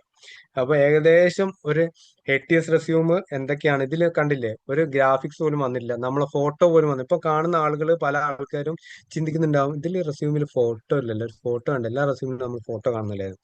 ATS-ൽ പ്യുവർ ATSൽ നിങ്ങൾക്ക് ഗൂഗിളിലും ബാക്കി കാര്യത്തിലൊക്കെ ചെക്ക് ചെയ്യാൻ നമുക്ക് ഫോട്ടോ വരുന്നുണ്ടോ എന്നുള്ളതിനെ കുറിച്ച്. പ്യുവർ ATSൽ ഫോട്ടോ വരുന്നില്ല. അതാണ് ATS. അതുകൊണ്ടാണ് ഞാൻ പറഞ്ഞിരിക്കുന്നത് ATS സബ്മിറ്റ് ചെയ്യേണ്ട കമ്പനികളിൽ മാത്രമേ നിങ്ങൾ ATS അയക്കാവുള്ളൂ. കാരണം ഇതിന്റെ ഫോർമാറ്റിംഗ് കണ്ടില്ലേ, നോർമലി ഒരു പ്രൊഫഷണൽ റെസ്യൂം അയക്കേണ്ട മാനുവലി ഷോർട്ട് ലിസ്റ്റ് ചെയ്യുന്ന കമ്പനിയിലേക്ക് ഇത് അയച്ചു കഴിഞ്ഞാൽ ചിലപ്പോൾ അവർക്കൊരു ഫോട്ടോ ഇല്ലാത്തത് കൊണ്ടൊക്കെ ഈ ആളെ ഫോട്ടോ ഒന്നും ഇല്ലല്ലോ, ആളെ ഏജ്ഡ് ആണോ അല്ലെ ഒന്നും മനസ്സിലാവുന്നില്ലല്ലോ എന്നുള്ളൊരു മിസ്കൺസെപ്റ്റ് വരാനുള്ള ചാൻസ് ഉണ്ട്. അതുകൊണ്ട് professional resume manually short list ചെയ്യുന്ന കമ്പനികളിലേക്ക് ഒരിക്കലും നിങ്ങൾ ATS അയക്കാതെ ATS resume short list ചെയ്യുന്ന കമ്പനികളിലേക്ക് മാത്രം ഈ ATS അയക്കാൻ വേണ്ടി ശ്രദ്ധിക്കണം. അല്ലാതെ എല്ലാ കമ്പനികളിലേക്കും അടച്ച് ATS അയക്കരുത്. അത് പ്രത്യേകം ശ്രദ്ധിക്കണം. അതാണ് എടുത്തു പറയാനുള്ളത്. ATS ഞാൻ ചെയ്തിട്ടുണ്ടെന്ന് വിചാരിച്ചിട്ട് ATSന്റെ എല്ലാ കമ്പനികളിലും ATS അല്ല അഡ്വാൻസ്ഡ്. ATS എന്ന് വെച്ചാൽ അഡ്വാൻസ്ഡ് എന്നല്ല അതിന്റെ അർത്ഥം, ആപ്ലിക്കൻ ട്രാക്കിംഗ് സിസ്റ്റം എന്നാണ്. അങ്ങനെ ഉപയോഗിക്കുന്ന അഡ്വാൻസ്ഡ് ആയിട്ടുള്ള കമ്പനികളിലേക്ക് മാത്രമേ അയക്കാവുള്ളൂ. അല്ലാത്ത കമ്പനികളിലേക്ക് ഒരിക്കലും ATS അയക്കരുത് എന്നാണ് പ്രത്യേകം നിങ്ങൾ നോട്ട് ചെയ്യേണ്ട കാര്യം. അയക്കുന്നതിന് മുമ്പ് പ്രത്യേകം അത് ശ്രദ്ധിക്കണം. കാരണം നമ്മളെ ഇതിലുള്ള പല കാര്യങ്ങളും പ്രൊഫഷണലുള്ള പല കാര്യങ്ങളും ഇതിലില്ലാത്തത് കൊണ്ട് തന്നെ ആ ഒരു ബുദ്ധിമുട്ട് ഫോട്ടോന്റെ കാര്യത്തിലാണെങ്കിലും പിന്നെ പല കാണുന്ന രീതിയിലാണെങ്കിലും കുറച്ചൊരു ഒരു എന്താ പറയുക മാനുവലി ഷോർട്ട് ലിസ്റ്റ് ചെയ്യുന്ന ആളുകൾക്ക് അതൊരു ബുദ്ധിമുട്ട് വരാനുള്ള ചാൻസ് ഉള്ളത് കൊണ്ട് നിങ്ങൾ ആ കാര്യം ശ്രദ്ധിക്കണം. ഏകദേശം മനസ്സിലായെന്ന് വിചാരിക്കുന്നു ATS റെസ്യൂം. ഇതാണ് നമ്മുടെ പ്രൊഫഷണൽ റെസ്യൂം. സാമ്പിൾ ആണ് പ്രൊഫഷണൽ റെസ്യൂമിന്റെ. ATSൽ നിന്നും എന്താ പറയാ ഒരു വ്യത്യാസപ്പെടുത്തിക്കൊണ്ട് ചെയ്തിരിക്കുന്ന ഒരു പ്രൊഫഷണൽ റെസ്യൂമാണ്. പ്രൊഫഷണൽ റെസ്യൂമിൽ നിങ്ങൾ ഫസ്റ്റ് നിങ്ങൾക്ക് കാണാൻ സാധിക്കും പിന്നെ രണ്ടാളെയും ഫോട്ടോ കൊടുത്തിട്ടുണ്ട്. ഓക്കെ, പിന്നെ അതിൽ നമുക്ക് കോളംസ് ആഡ് ചെയ്തിട്ടുണ്ട്. ഇപ്പൊ ലെഫ്റ്റ് സൈഡിൽ ഐശ്വര്യ എന്ന് പറഞ്ഞൊരു കുട്ടിന്റെ പിന്നെ റെസ്യൂമാണ് നിങ്ങൾ കാണുന്നത്. ആ ഐശ്വര്യ എന്ന് പറഞ്ഞ കുട്ടിന്റെ റെസ്യൂമിൽ നമ്മൾ ഏകദേശം ചെയ്തിരിക്കുന്ന എന്താ, ഈ ഒരു പാറ്റേൺ പല ആളുകൾക്കും യൂസ്ഫുൾ ആയിരിക്കും. കാരണം ATS ആണോ പ്രൊഫഷണൽ ആണോ ആ കമ്പനി എന്നുള്ളത് കൺഫ്യൂഷൻ ഉണ്ടാവാൻ ചാൻസ് ഉള്ള ചില ആളുകൾ ഉണ്ടാവും. ഇപ്പോൾ ആ കമ്പനിയിലേക്ക് ഇപ്പോൾ ഏതാണ് അയക്കുക, പ്രൊഫഷണൽ അയക്കണോ ATS അയക്കണോ? ചിലപ്പോൾ കമ്പനി ബുദ്ധിമുട്ടുള്ള അങ്ങനത്തെ ഒരു ആലോചിക്കുമ്പോൾ കൺഫ്യൂഷനുള്ള ആളുകൾ ഉണ്ടെങ്കിൽ അവർക്ക് പറ്റിയൊരു പ്രൊഫഷണൽ റെസ്യൂമാണ് ഈ ഐശ്വര്യന്റെ ചെയ്തിരിക്കുന്ന ടൈപ്പ്. ഇതിൽ ഒരുപാട് പ്രൊഫഷണൽ ആയിട്ടുള്ള ഒരുപാട് കാര്യങ്ങളൊന്നും ആഡ് ചെയ്യാതെ നമ്മൾ കീവേഡ്സും ആഡ് ചെയ്ത് പ്രൊഫഷണൽ ആയിട്ട് ഫോട്ടോയും അതുപോലെ തന്നെ പ്രൊഫഷണൽ ആയിട്ടുള്ള ഒരു പാറ്റേൺ ഒക്കെ യൂസ് ചെയ്തുകൊണ്ട് ചെയ്താണ്. ഇത് വേണമെങ്കിൽ ATSലേക്ക് അയക്കാൻ പറ്റും, കുറച്ചുകൂടി സ്കോറിംഗ് ഒക്കെ കിട്ടും. കാരണം ഇതിൽ കീവേഡ്സും കാര്യങ്ങളൊക്കെ ആഡ് ചെയ്ത് ആ ATSന്റെ ഏകദേശം കണ്ടന്റ് പോലെ ചെയ്തിട്ട് ഫോട്ടോ ഒക്കെ ആഡ് ചെയ്താണ്. ഇപ്പൊ ചെറിയൊരു സ്കോറിങ്ങിനും ഇതിനൊക്കെ വ്യത്യാസം ഉണ്ടാവില്ല. ഇനിയിപ്പോ നേരെ മറിച്ച് മാനുവലി ഷോർട്ട് ലിസ്റ്റ് ചെയ്യുന്ന കമ്പനി ആണെങ്കിൽ അവർക്കും വിഷയമല്ല, സ്റ്റാൻഡേർഡ് ആയിട്ടുള്ള ഒരു ഫോർമാറ്റ് ആണ്. ഫോട്ടോയും കാര്യങ്ങളൊക്കെ വന്നിട്ടുണ്ട്, എല്ലാ ഡീറ്റെയിൽസും വന്നിട്ടുണ്ട്, എല്ലാം പെട്ടെന്ന് കാണുന്ന രീതിയിലൊക്കെ നമ്മൾ കറക്റ്റ് ആയിട്ട് ചെയ്തിട്ടുണ്ട്. ഇപ്പോൾ മാനുവലി ഷോർട്ട് ലിസ്റ്റ് ചെയ്യുന്ന കമ്പനിക്ക് ആളുകളാണെങ്കിലും സാറ്റിസ്ഫൈഡ് ആണ്. ATS ആണെങ്കിലും വലിയൊരു മോശമില്ലാത്ത രീതിയിൽ സാറ്റിസ്ഫൈഡ് ആവുന്ന രീതിയിലാണ് അത് ചെയ്തിരിക്കുന്നത്. അതിൽ തന്നെ നമ്മൾ ഐശ്വര്യ എന്നുള്ള നല്ല കളറിൽ കൊടുത്തിട്ടുണ്ട്. ഒരു കളർ വന്നത് കൊണ്ട് റീഡബിലിറ്റി അങ്ങനെ കുറയൊന്നുമില്ല. എന്നാലും ബ്ലാക്ക് ആണ് ഏറ്റവും നല്ല കളർ, എന്നിരുന്നാലും കുഴപ്പമൊന്നുമില്ല. അതുപോലെ തന്നെ ഹെഡിങ് രജിസ്റ്റേർഡ് നേഴ്സ് കൊടുത്തിട്ടുണ്ട്. അതുപോലെ ഫോൺ നമ്പർ, പിന്നെ ഇമെയിൽ ID, അതുപോലെ തന്നെ ലൊക്കേഷൻ കൊടുത്തിട്ടുണ്ട്. പ്രൊഫഷണൽ സമ്മറി കൊടുത്തിട്ടുണ്ട്. പിന്നെ പ്രൊഫഷണൽ എക്സ്പീരിയൻസ് നേരത്തെ പറഞ്ഞ പോലെ തന്നെ ബുള്ളറ്റ് പോയിന്റ്സ് ഇട്ട് കൊടുത്തിട്ടുണ്ട്. കീ സ്കിൽസ് കൊടുത്ത് എഡ്യൂക്കേഷൻ കൊടുത്ത് നോക്കൂ, കറക്റ്റ് ആയിട്ടുള്ള എഡ്യൂക്കേഷൻ ആണ് കൊടുത്തിരിക്കുന്നത്. പിന്നെ അതിന്റെ താഴെ ഒരു പോയിന്റ് കൊടുത്തിട്ടുണ്ടാവും പ്രൊഫഷണൽ രജിസ്ട്രേഷൻ എന്ന് പറഞ്ഞിട്ട്. ഇതുപോലെ എന്തെങ്കിലുമൊക്കെ എക്സ്ട്രാ ഉണ്ടെങ്കിൽ അത് ആഡ് ചെയ്യാൻ പറ്റും. അത് കറക്റ്റ് ആയിട്ടുള്ള ഹെഡിങ് കൊടുത്തുകൊണ്ട് അവർക്ക് ദുബായ് ഹെൽത്ത് അതോറിറ്റിന്റെ ലൈസൻസ് ഉള്ളതുകൊണ്ട് അത് എടുത്ത് കാണിക്കേണ്ട ഒരു സംഭവമാണ്. കാരണം നേഴ്സാണ്, നേഴ്സിന്റെ ഒരു പ്ലസ് പോയിന്റ് ആണ് DHA ലൈസൻസ് എന്ന് പറയുന്നത്. അതുപോലെ തന്നെ നിങ്ങളെ പ്ലസ് പോയിന്റുകൾ അങ്ങനെ പല കാര്യങ്ങളും ഉണ്ടാവും. ആ ഒരു കാര്യങ്ങൾ ഹൈലൈറ്റ് ചെയ്തുകൊണ്ട് അല്ലെങ്കിൽ ആ കാര്യം നമ്മൾ തീർച്ചയായിട്ടും മെൻഷൻ ചെയ്തിരിക്കണം അതിന്റെ. പിന്നെ അടുത്ത നമ്മൾ ഇവിടുത്തെ കേരളത്തിലെ രജിസ്ട്രേഷൻ നമ്പർ എന്നും പറഞ്ഞിട്ട് അതും കൊടുത്തു. പിന്നെ അഡീഷണൽ ഇൻഫോ ആയിട്ട് ബാക്കി കാര്യങ്ങളൊക്കെ കൂടി കൊടുത്ത് നമ്മളൊരു പ്രൊഫഷണൽ റെസ്യൂം ക്രിയേറ്റ് ചെയ്ത് ഇത് വേണമെങ്കിൽ അവർക്ക് വേണമെങ്കിൽ ATSലേക്കും ചെയ്യാം. പക്ഷെ മാക്സിമം കൺഫ്യൂഷൻ ഉള്ള ഏരിയകളിൽ മാത്രം കൊടുക്കുക, അല്ലാത്തടത്തൊക്കെ പ്രൊഫഷണൽ ആയിട്ട് യൂസ് ചെയ്യുക, ATS വേറെ കൊടുക്കുക. എനിക്ക് ഒരു സംശയം ATS അയക്കണോ പ്രൊഫഷണൽ അയക്കണോ എന്നുള്ള കൺഫ്യൂഷൻ ഉള്ള പോർഷൻ ആണെങ്കിൽ ധൈര്യമായിട്ട് ഇത് തന്നെ അയച്ചാൽ അത് രണ്ടിലേക്കും വലിയൊരു മോശമില്ലാതെ സാറ്റിസ്ഫൈഡ് ആവുന്ന ഒരു പാറ്റേൺ ആണ് യൂസ് ചെയ്തിരിക്കുന്നത്. ഇനി സ്റ്റോർ കീപ്പർ ഒരു റെസ്യൂം നമ്മൾ കണ്ടു. അതിൽ കാണാം ഫോൺ നമ്പർ, അതിൽ നമ്മൾ സിമ്പിളൊക്കെ കൊടുത്ത് ഇമെയിലിന്റെ സിമ്പിളൊക്കെ കൊടുത്ത് ലൊക്കേഷൻ ദുബായ് എന്നൊക്കെ പറഞ്ഞ് കൊടുത്ത് അപ്പോൾ ചിലപ്പം ഈ ഒരു സിമ്പലും കാര്യങ്ങളൊക്കെ വരുന്ന സമയത്ത് ആ ഫോൺ നമ്പറിന്റെ കാര്യങ്ങളിലൊക്കെ ചെറിയൊരു അതൊരു ബോക്സിന്റെ ഉള്ളിലാണ് കൊടുത്തത്. ചിലപ്പോൾ അത് റീഡ് ചെയ്യാൻ ചാൻസ് ഇല്ല. ഈ 3 സാധനങ്ങളും ചിലപ്പോൾ അത് ATSലേക്ക് സ്കാനിങ്ങിന് പോകുന്നതാണെങ്കിൽ നിങ്ങൾ ATSന് പകരം ഇതാണ് അയച്ചെങ്കിൽ ATS സ്കാൻ ചെയ്യുന്ന കമ്പനിയിലേക്ക് ഇതാണ് അയച്ചെങ്കിൽ ചിലപ്പോൾ അവിടെ സ്കാൻ ചെയ്യാനുള്ള ചാൻസ് ഇല്ല. അപ്പോൾ അവിടെ സ്കോറിങ് കുറയാനുള്ള ചാൻസ് ഉണ്ട്. അതുപോലെ തന്നെ 2 പോർഷൻ ആയിട്ട് കൊടുത്തിട്ടുണ്ട്. ഇടത്തെ സൈഡും അതുപോലെ തന്നെ വലത്തെ സൈഡും ആയിട്ട് കൊടുത്തിട്ടുണ്ട്. ATSൽ വരുന്ന സമയത്ത് ഇതും നമ്മളെ എക്സ്ട്രാക്ട് ചെയ്യുന്ന സമയത്ത് അതിലത്തെ വേർഡ്സ് കോപ്പി അല്ലെങ്കിൽ എക്സ്ട്രാക്ട് ചെയ്യുന്ന സമയത്ത് ചിലപ്പം മൊത്തത്തിലൊരു എന്താ പറയുക എന്തെങ്കിലും ഒരു ചെറിയ ലെറ്റേഴ്സ് ഒക്കെ ആണ്.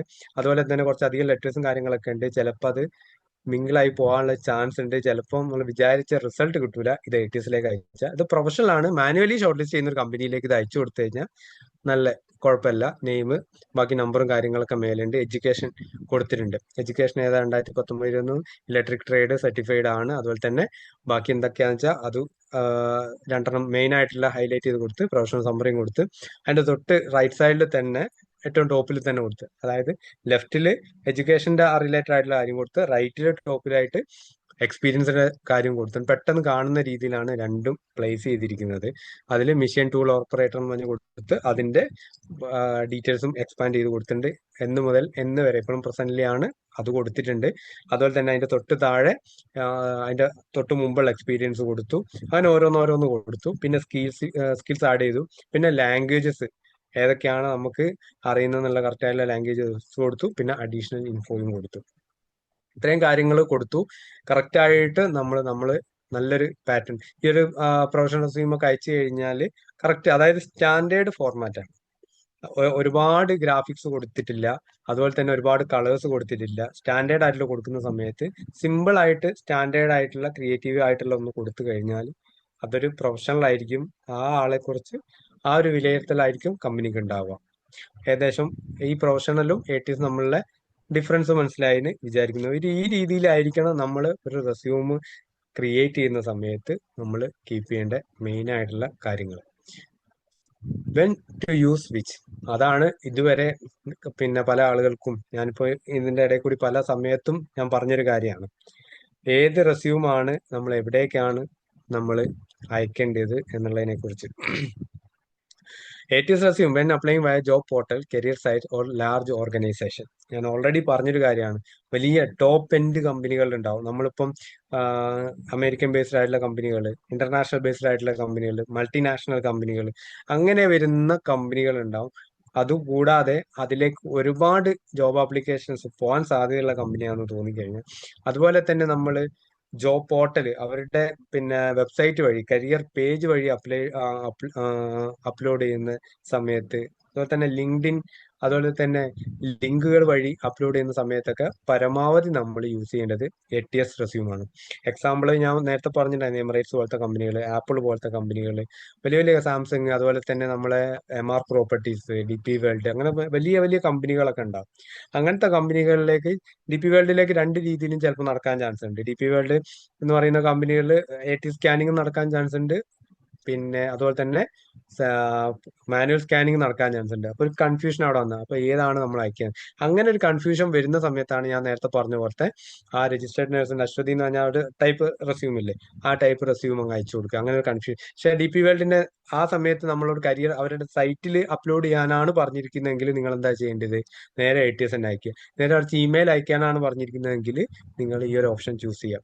അങ്ങനെ ആ സമയത്ത് അയക്കുന്നതിന് മുമ്പായിട്ട് നിങ്ങളൊന്ന് ആലോചിക്കുക ഏത് റെസ്യൂമാണ്. ആ കമ്പനിനെ കുറിച്ച് ഒരു ഐഡിയ ഇല്ലെങ്കിൽ ജസ്റ്റ് ഒന്ന് ഗൂഗിൾ ചെയ്യാം. കമ്പനിന്റെ മാൻ പവർ സ്ട്രെങ്ത് എത്രയാണ്, ഏത് കമ്പനി, ഏത് കൺട്രി ബേസ്ഡ് ആയിട്ടുള്ള കമ്പനിയാണ്, അതിന്റെ സ്ട്രെങ്ത് എത്രയാണ്, കാര്യങ്ങളൊക്കെ ഗൂഗിൾ ചെയ്താൽ ഏകദേശം ഒരു ഐഡിയ നമുക്ക് കിട്ടാൻ ചാൻസ് ഉണ്ട്. ആ ഐഡിയ വെച്ചിട്ട് നമ്മൾ അതിലേക്ക് CV സബ്മിറ്റ് ചെയ്യുക, റെസ്യൂം സബ്മിറ്റ് ചെയ്യാൻ വേണ്ടി ശ്രദ്ധിക്കുക. വെറുതെ നമ്മളൊരു ജോബ് പോസ്റ്റ് കണ്ട് ഏതെങ്കിലും ഒരു റെസ്യൂം കയറി സബ്മിറ്റ് ചെയ്യുന്ന രീതിയിലായിരിക്കരുത്. അതുപോലെ തന്നെ റെസ്യൂം സബ്മിറ്റ് ചെയ്യുമ്പോൾ എന്തൊക്കെ കാര്യങ്ങൾ ശ്രദ്ധിക്കണം എന്നുള്ളതിനെ കുറിച്ച് ഞാൻ പറഞ്ഞു തരുന്നുണ്ട് ഇതിന്റെ ശേഷം ബാക്കി ടൈം ഉണ്ടെങ്കിൽ. അതുപോലെ തന്നെ പ്രൊഫഷണൽ റെസ്യൂം നമ്മൾ ഷെയറിങ് ഡയറക്ട്ലി, അതായത് ഡയറക്ട്ലി എന്ന് വെച്ച് കഴിഞ്ഞാൽ നമ്മൾ വാക്കിൻ ചെയ്തിട്ട് ഡയറക്റ്റ് കൊണ്ടുപോയി കൊടുക്കുന്ന സമയത്ത് നമുക്ക് പ്രൊഫഷണൽ റെസ്യൂം ആയിരിക്കണം നിർബന്ധമായിട്ട് കൊടുക്കേണ്ടത്. അതുപോലെ തന്നെ പല ആളുകൾ നെറ്റ്വർക്കിംഗ് ത്രൂ നമുക്ക് ചിലപ്പം, അതായത് നമുക്ക് ഏതെങ്കിലും ഒരു റെക്കമെൻഡേഷൻ ത്രൂ നെറ്റ്വർക്കിംഗ് ത്രൂ ഒക്കെ നമുക്ക് ഏതെങ്കിലും ചാൻസുകളിലേക്കൊക്കെ വരികയാണെങ്കിൽ അതിലും നമ്മൾ ഇതാണ് കൊടുക്കേണ്ടത്. അതുപോലെ തന്നെ നമ്മൾ ഇന്റർവ്യൂവിന് പോകുന്ന സമയത്തുണ്ടാവും. അതായത് പ്രിന്റ് ഔട്ട് എടുത്തിട്ട് പോകുന്ന സമയങ്ങളുണ്ടാവും. ആ സമയത്ത് നമ്മൾ ചെയ്യേണ്ടത് മാക്സിമം പ്രൊഫഷണൽ റെസ്യൂം ആയിരിക്കണം. അതുപോലെ നമ്മൾ വാട്സപ്പിലൂടെ നമ്മൾ റെസ്യൂം അയച്ചു കൊടുക്കാൻ പറയുന്നുണ്ടാവും. അതും മാക്സിമം നമ്മൾ പ്രൊഫഷണൽ റെസ്യൂം തന്നെ അയച്ചു കൊടുക്കുക. അങ്ങനത്തെ സമയങ്ങളിലൊക്കെ നമ്മൾ പ്രൊഫഷണൽ അയച്ചു കൊടുക്കുക. അല്ലാത്ത സമയങ്ങളിലൊക്കെ മാക്സിമം നമ്മൾ ചെയ്യേണ്ടത് ATS ആണ്. അപ്പൊ കൂടുതൽ നിങ്ങൾക്ക് ആവശ്യം വരിക പ്രൊഫഷണൽ റെസ്യൂം ആയി. കാരണം കൂടുതൽ കമ്പനികളിലും നമ്മൾ ചെയ്യാൻ ചാൻസ് ഉള്ള ഇമെയിൽ അയക്കലും വാട്സപ്പ് ചെയ്യലൊക്കെ നമ്മൾ പ്രൊഫഷണൽ റെസ്യൂം ആയിരിക്കും. പക്ഷേ നമുക്ക് ഏറ്റവും കൂടുതൽ ജോബ് കിട്ടിയാൽ ബെനിഫിറ്റ് കിട്ടുന്ന കമ്പനി ഏതാണെന്നറിയോ? ATS വഴി സ്കാൻ ചെയ്ത് നമുക്ക് കിട്ടുന്ന കമ്പനികളിൽ ജോബ് കിട്ടിക്കഴിഞ്ഞാലാണ് നമുക്ക് ബെനിഫിറ്റ് ഉണ്ടാകുക. കാരണം അത് ടോപ്പ് എൻഡ് കമ്പനികളായിരിക്കും. അതുകൊണ്ട് തന്നെ അവിടുത്തെ സർവീസ് അല്ലെ അവിടുത്തെ പാക്കേജുകളൊക്കെ എക്സ്ട്രാ ആയിരിക്കും. അതുപോലെ നമ്മൾ വിചാരിക്കുന്നതിനേക്കാളും കൂടുതൽ ഉണ്ടാവാൻ ചാൻസ്. അതുപോലത്തെ കമ്പനികളായിരിക്കും. അപ്പൊ നമ്മൾ അതുകൊണ്ടാണ് ATSന് ഇത്ര ഇമ്പോർട്ടൻസ് എല്ലാവരും കൊടുക്കുന്നത്.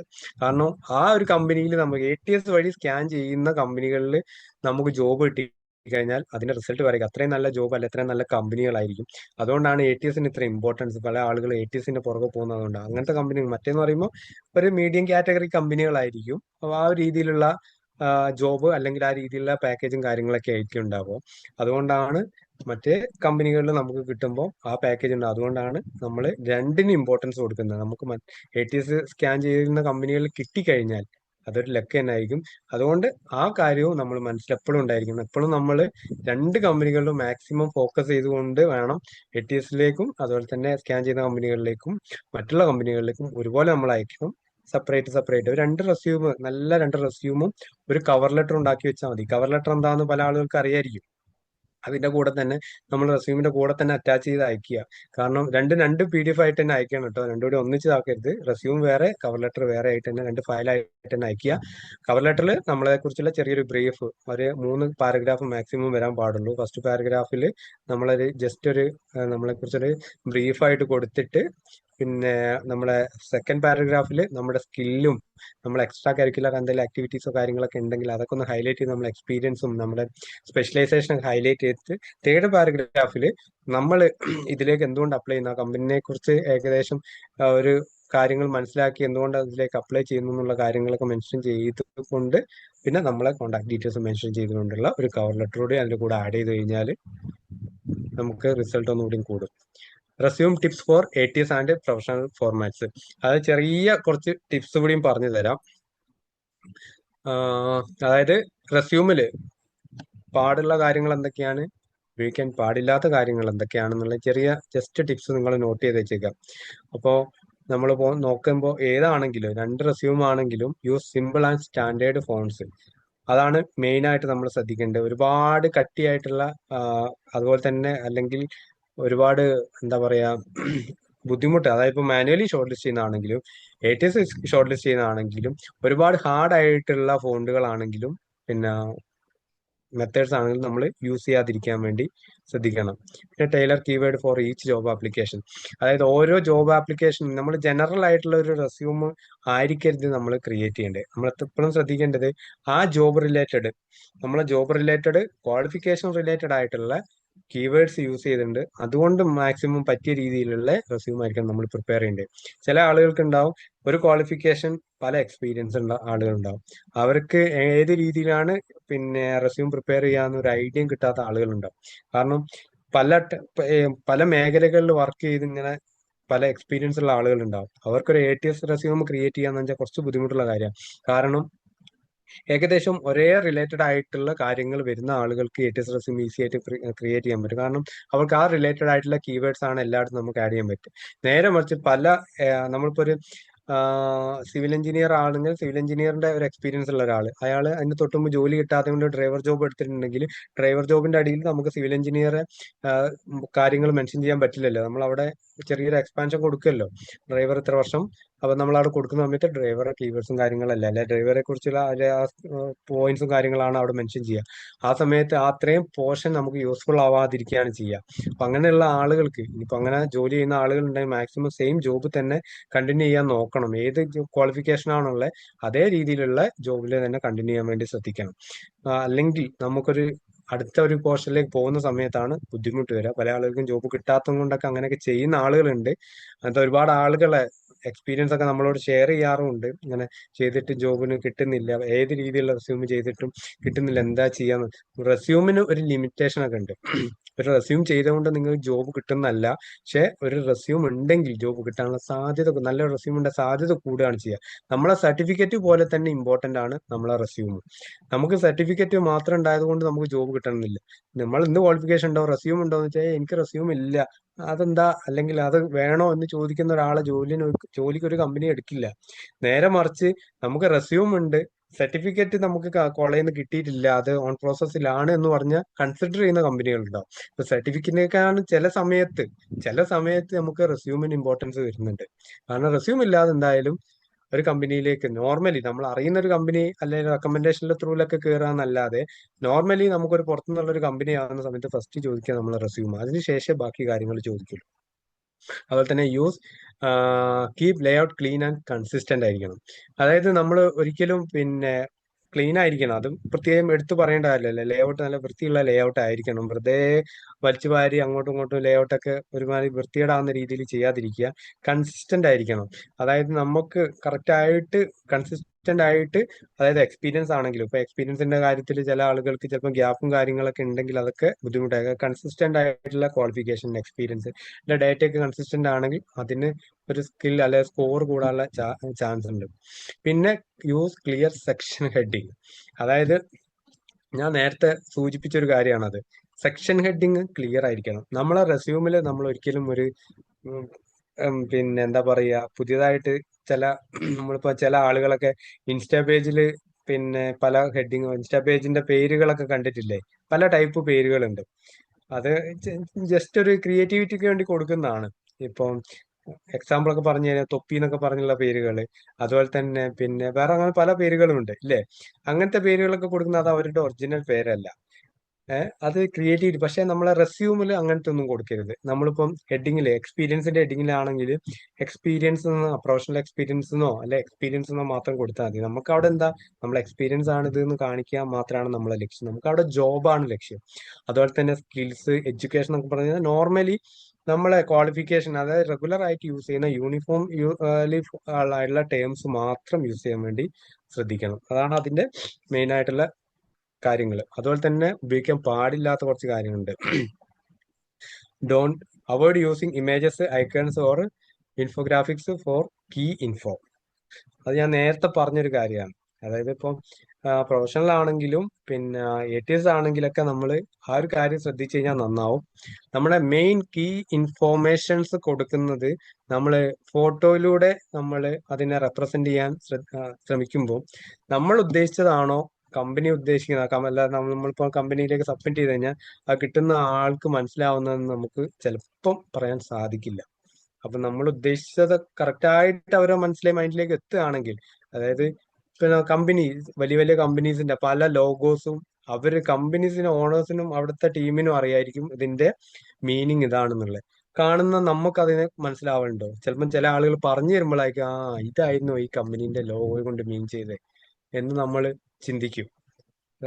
അത്ര ഇന്റർനാഷണൽ സ്റ്റാൻഡേർഡ് ആയിട്ടുള്ള പല കമ്പനികളിലും അല്ലെങ്കിൽ പ്രൊഫഷണൽ ആയിട്ടുള്ള ആളുകൾ ക്രിയേറ്റ് ചെയ്ത് കൊടുക്കുന്നതായിരിക്കും ആ ലോഗോസ് ഒക്കെ. അതില് പല അർത്ഥങ്ങളും ഉണ്ടാവും, പക്ഷെ നമുക്ക് മനസ്സിലാവാറില്ല. അതുപോലെ തന്നെയാണ് നമ്മളും അതുപോലെ തന്നെ യൂസ് ചെയ്യുന്നതായിരിക്കാം, പക്ഷെ ചിലപ്പോൾ അത് കിട്ടുന്ന ആൾക്ക് മനസ്സിലായിക്കോണമെന്നില്ല. അപ്പൊ അവർക്ക് അത് മനസ്സിലാവണം എന്നുണ്ടെങ്കിൽ പരമാവധി ആ ഒരു രീതിയിൽ നമ്മളത് ക്രിയേറ്റ് ചെയ്യാൻ ശ്രമിക്കുക. ഇനിയിപ്പോ നമ്മൾ ഗ്രാഫിക് ഡിസൈനേഴ്സിന്റെ പോർട്ട്ഫോളിയോ ഒക്കെ ഉണ്ടാവും. ആ സ്ഥലത്ത് നിങ്ങൾക്ക് വേണമെങ്കിൽ അത് നിങ്ങൾക്ക് റെപ്രസെന്റ് ചെയ്യാൻ സാധിക്കും. അതിപ്പോ നമുക്ക് നിങ്ങളെ പ്രൊഫഷണൽ അതായതുകൊണ്ട് തന്നെ ആ രീതിയിൽ. പക്ഷെ റെസ്യൂമിൽ നമ്മൾ പരമാവധി ആ മെത്തേഡ് യൂസ് ചെയ്യാതിരിക്കാൻ വേണ്ടി ശ്രദ്ധിക്കണം.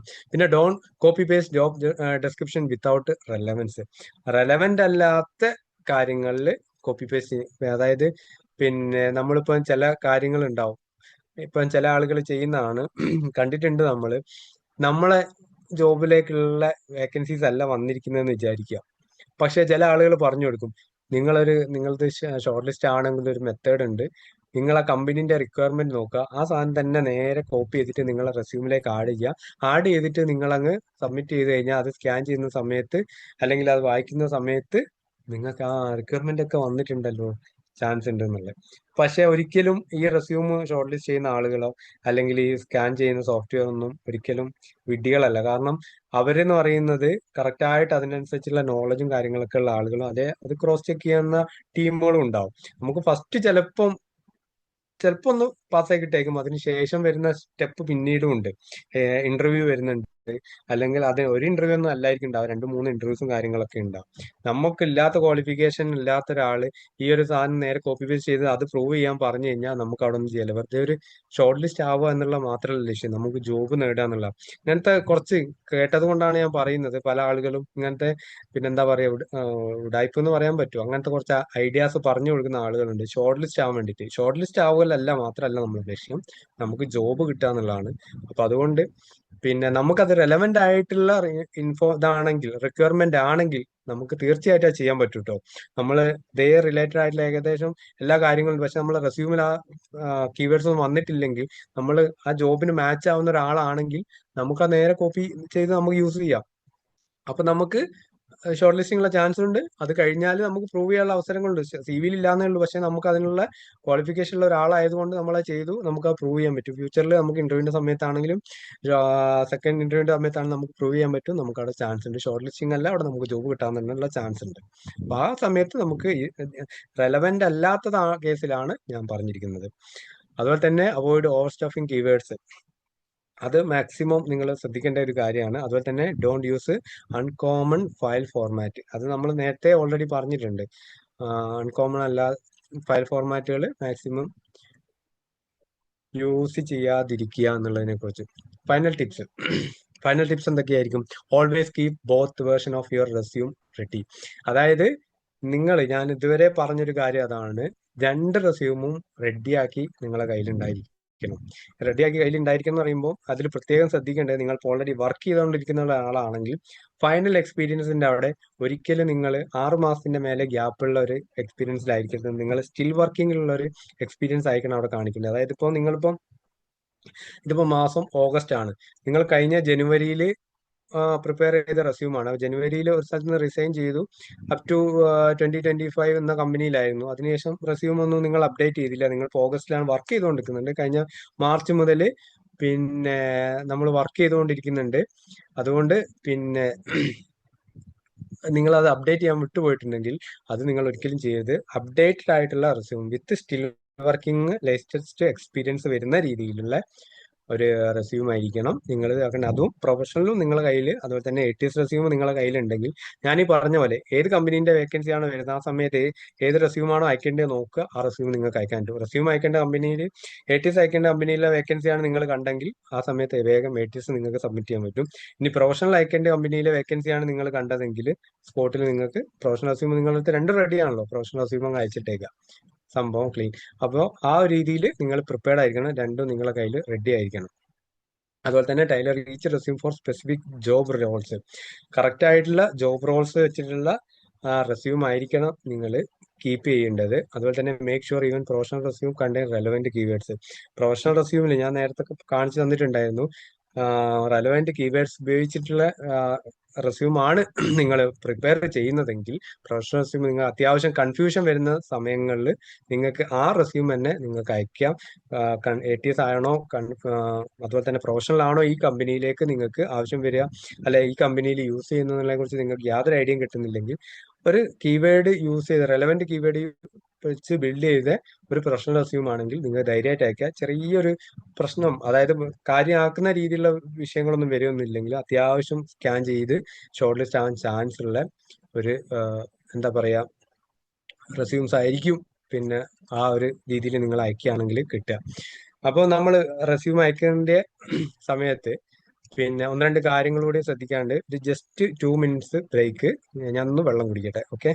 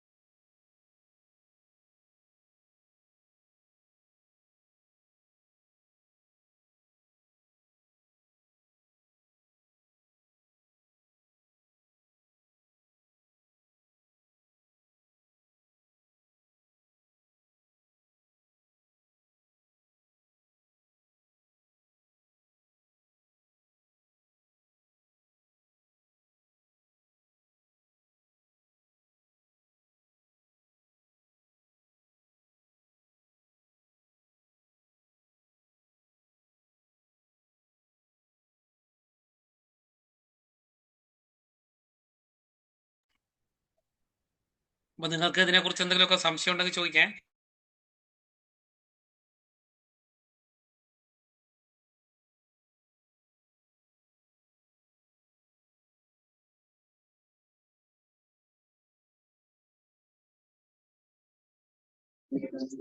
Hello, sir.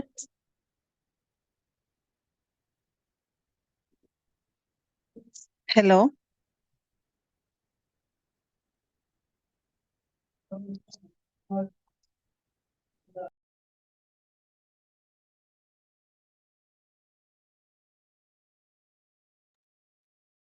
Shafeeq sir hello okay ആണോ? ഹലോ ഓക്കെ ആണോ Shafeeq sir? Yeah okay okay. Okay, ചോദിച്ചോളൂ. എന്തോ സംശയം ഉണ്ടല്ലോ അല്ലേ? ചോദിച്ചോളൂ.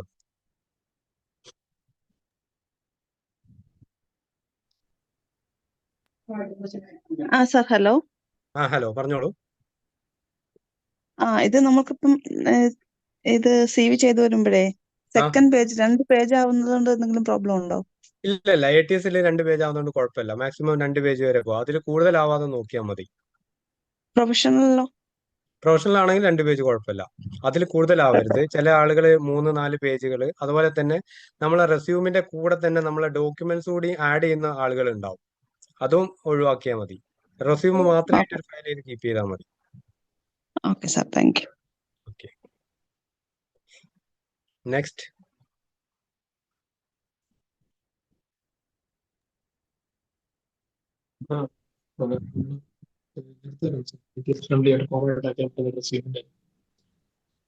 സൗണ്ട് ക്ലിയർ ഇല്ല. ആഷിഖ് സലീം. ഹലോ സാർ, കേൾക്കാമോ? ഹലോ അപ്പം കേൾക്കാം. ചോദിച്ചോളൂ.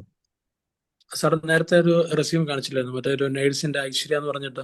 അതെ, അപ്പൊ നമുക്കത് രണ്ട് രീതിയിലും അയക്കാൻ പറ്റുന്നതാണല്ലോ. അപ്പം അത് നമുക്ക് എല്ലാത്തിനും യൂസ് ചെയ്യാൻ സാധിക്കുമോ?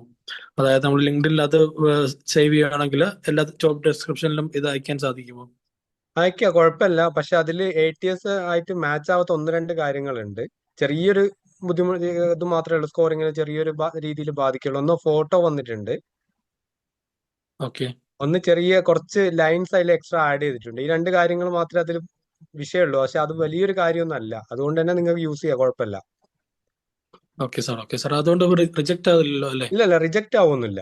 ചെറിയ സ്കോറിങ്ങിന്റെ മാത്രം ബാധിക്കുകയുള്ളൂ. ബാക്കി കീവേഡ്സ് ഒക്കെ ഏകദേശം മാച്ച് ആവുകയാണെങ്കിൽ പ്രശ്നങ്ങളൊന്നും വരുമൊന്നുമില്ല. Okay sir, thank you sir. Okay, thank you. Sir okay, ചോദിച്ചോളൂ. സർ ഈ കവർ ലെറ്റർ എങ്ങനെ പ്രസന്റ് ചെയ്യണം സർ? കവർ ലെറ്ററോ? ആ. കവർ ലെറ്ററിന്റെ സാമ്പിൾ ഞാൻ വേണമെങ്കിൽ നിങ്ങളെ പ്രജീഷ് സാറിന് ഞാൻ അയച്ചു കൊടുക്കുന്നുണ്ട്. നിങ്ങൾക്ക് വേണേൽ കളക്ട് ചെയ്യാം. Okay sample sir. വേണമെന്നുണ്ടെങ്കിൽ ഞാനിപ്പോൾ ഫയൽ ഞാൻ എടുത്തു വെച്ചിട്ടില്ല. കവർ ലെറ്റർ എങ്ങനെയാണെന്ന് വെച്ച് കഴിഞ്ഞാല് പിന്നെ നമ്മളെ ജസ്റ്റ് ഞാൻ ഓൾറെഡി പറഞ്ഞിട്ടുണ്ടായിരുന്നു, ഒരു 3 പാരഗ്രാഫ് വെച്ച് വരുന്നതിൽ ജസ്റ്റ് ഒരു ബ്രീഫാണ് നമ്മളത് വരുന്നത്. ഓക്കെ. ഓക്കെ, അപ്പൊ അതിന്റെ സാമ്പിളോ കാര്യങ്ങളോ വേണമെങ്കിൽ ഞാൻ സാറിന് അയച്ചു കൊടുക്കുന്നുണ്ട്. Okay sir. അത് ഇതിന്റെ കൂടെ തന്നെയാണോ തനി ഫയലായിട്ട് അയക്കണോ അത്? സെപ്പറേറ്റ് ഫയലായിട്ട് തന്നെയാണ്. റെസ്യൂമിന്റെ കൂടെ PDF. വേറൊരു ഫയലും ആഡ് ചെയ്യരുത്. സെപ്പറേറ്റ് PDF ഫയലായിട്ട് കീപ്പ് ചെയ്താൽ മതി. Okay sir. Thank you.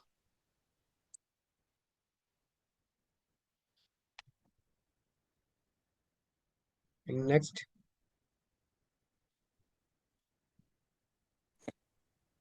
Sir, ഈ കീവേഡ്സ് എങ്ങനെയാ സർ നമ്മൾ കുറെ ഗ്യാദർ ചെയ്യുക? അതേപോലെ സർ കുറെ സ്കിൽസ് നോട്ട് ചെയ്തിട്ടുണ്ടായിരുന്നില്ലേ? സേ ഇപ്പൊ 10 സ്കിൽസ് ഒക്കെ ഉണ്ടെങ്കിൽ കുറച്ചും കൂടെ നല്ലതാന്ന് പറഞ്ഞില്ലേ? അതെ. അപ്പം ചിലപ്പോ നമുക്കത് ഉണ്ടാവുമായിരിക്കും. അത് എങ്ങനെ പ്രസന്റ് ചെയ്യണം, അല്ലെങ്കിൽ ആ ഒരു വേർഡിങ്സ് ഒക്കെ ആയിരിക്കും നമ്മൾ ലാക്ക് ചെയ്യുന്നുണ്ടാവുക. അപ്പം ചില കേസിൽ നമുക്ക് പിന്നെ ChatGPT യൂസ് ചെയ്യാം. അതായത് നമുക്ക് അറിയുന്ന ഒരു സ്കില്ല് ഉണ്ടാവും. ആ സ്കില്ലിന്റെ പ്രൊഫഷണൽ വേർഡ് ഏതാന്ന് അറിയാത്ത ആളുകൾ ഉണ്ടാവും, ഇല്ലേ? അതല്ല ഇപ്പം ഭാവനന്റെ ഡൗട്ട്. ശരി, അതെ. അപ്പൊ സെയിം വേർഡ് നമുക്ക് അതിന്റെ നല്ല പ്രൊഫഷണൽ ആയിട്ട് ഏത് വേർഡ് നമുക്ക് യൂസ് ചെയ്യാം, അല്ലെ ATS റെസ്യൂമിലേക്ക് അല്ലെ പ്രൊഫഷണൽ റെസ്യൂമിലേക്ക് ഇതിന് പകരമായിട്ട് പ്രൊഫഷണൽ ആയിട്ട് ഏത് വേർഡ് യൂസ് ചെയ്യാം എന്നുള്ളതിനെ കുറിച്ച് നമുക്ക് വേണമെങ്കിൽ ഗൂഗിളോ അല്ലെ ChatGPT യൂസ് ചെയ്ത് കഴിഞ്ഞാൽ നമുക്ക് കറക്റ്റ് ആയിട്ട് അതിന് മാച്ച് ആവുന്ന രീതിയിലുള്ള വേർഡ്സ് നമുക്ക് കിട്ടും. അതുപോലെ തന്നെ സ്കില്ല് ആഡ് ചെയ്യുന്ന സമയത്ത് ഒരിക്കലും നമ്മുടെ ഇല്ലാത്ത സ്കില്ല് നമ്മൾ ആഡ് ചെയ്യാതിരിക്കാനും ശ്രദ്ധിക്കണം. കാരണം പല സ്കില്ലിന്റെ പോർഷനിലും വെച്ചിട്ടാണ് ഇന്റർവ്യൂവിന്റെ സമയത്ത് പല ആളുകളും ഉണ്ടാവാറുള്ളത്. നമുക്ക് ഒരുപാട് സ്കിൽ ഉണ്ട്. അതിൽ ഏതെങ്കിലും ഒരു സ്കിൽ എടുത്തിട്ട് റാൻഡം ആയിട്ടായിരിക്കും ചിലപ്പം കമ്പനീസിൽ നിന്ന് ഇന്റർവ്യൂവിന്റെ സമയത്ത് ചോദ്യം വരിക. നമുക്ക് ഐഡിയ ഇല്ലെങ്കിൽ ആ ഇന്റർവ്യൂ മൊത്തം ഫ്ലോപ്പ് ആവാൻ ആ ഒരൊറ്റ ക്വസ്റ്റ്യൻ മതിയാവും. Okay sir, thank U. Thank you.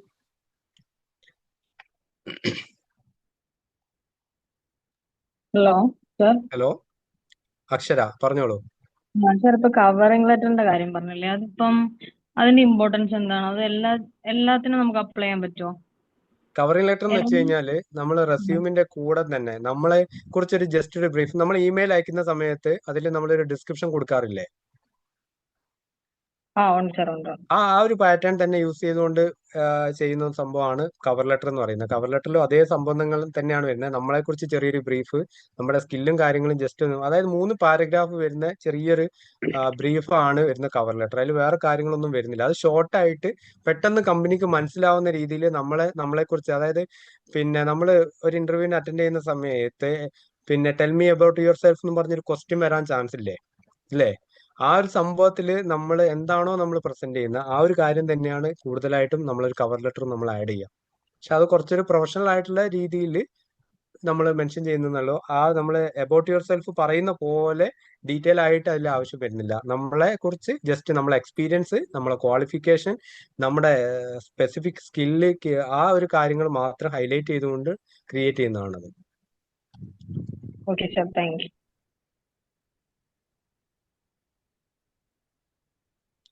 Hello. Arun പറയൂ. അരുൺ പോൾ. ഓക്കെ. ഞാൻ ആക്ച്വലി 2009 ഞാൻ പുറത്ത് വർക്ക് ചെയ്യാൻ പോയതാ.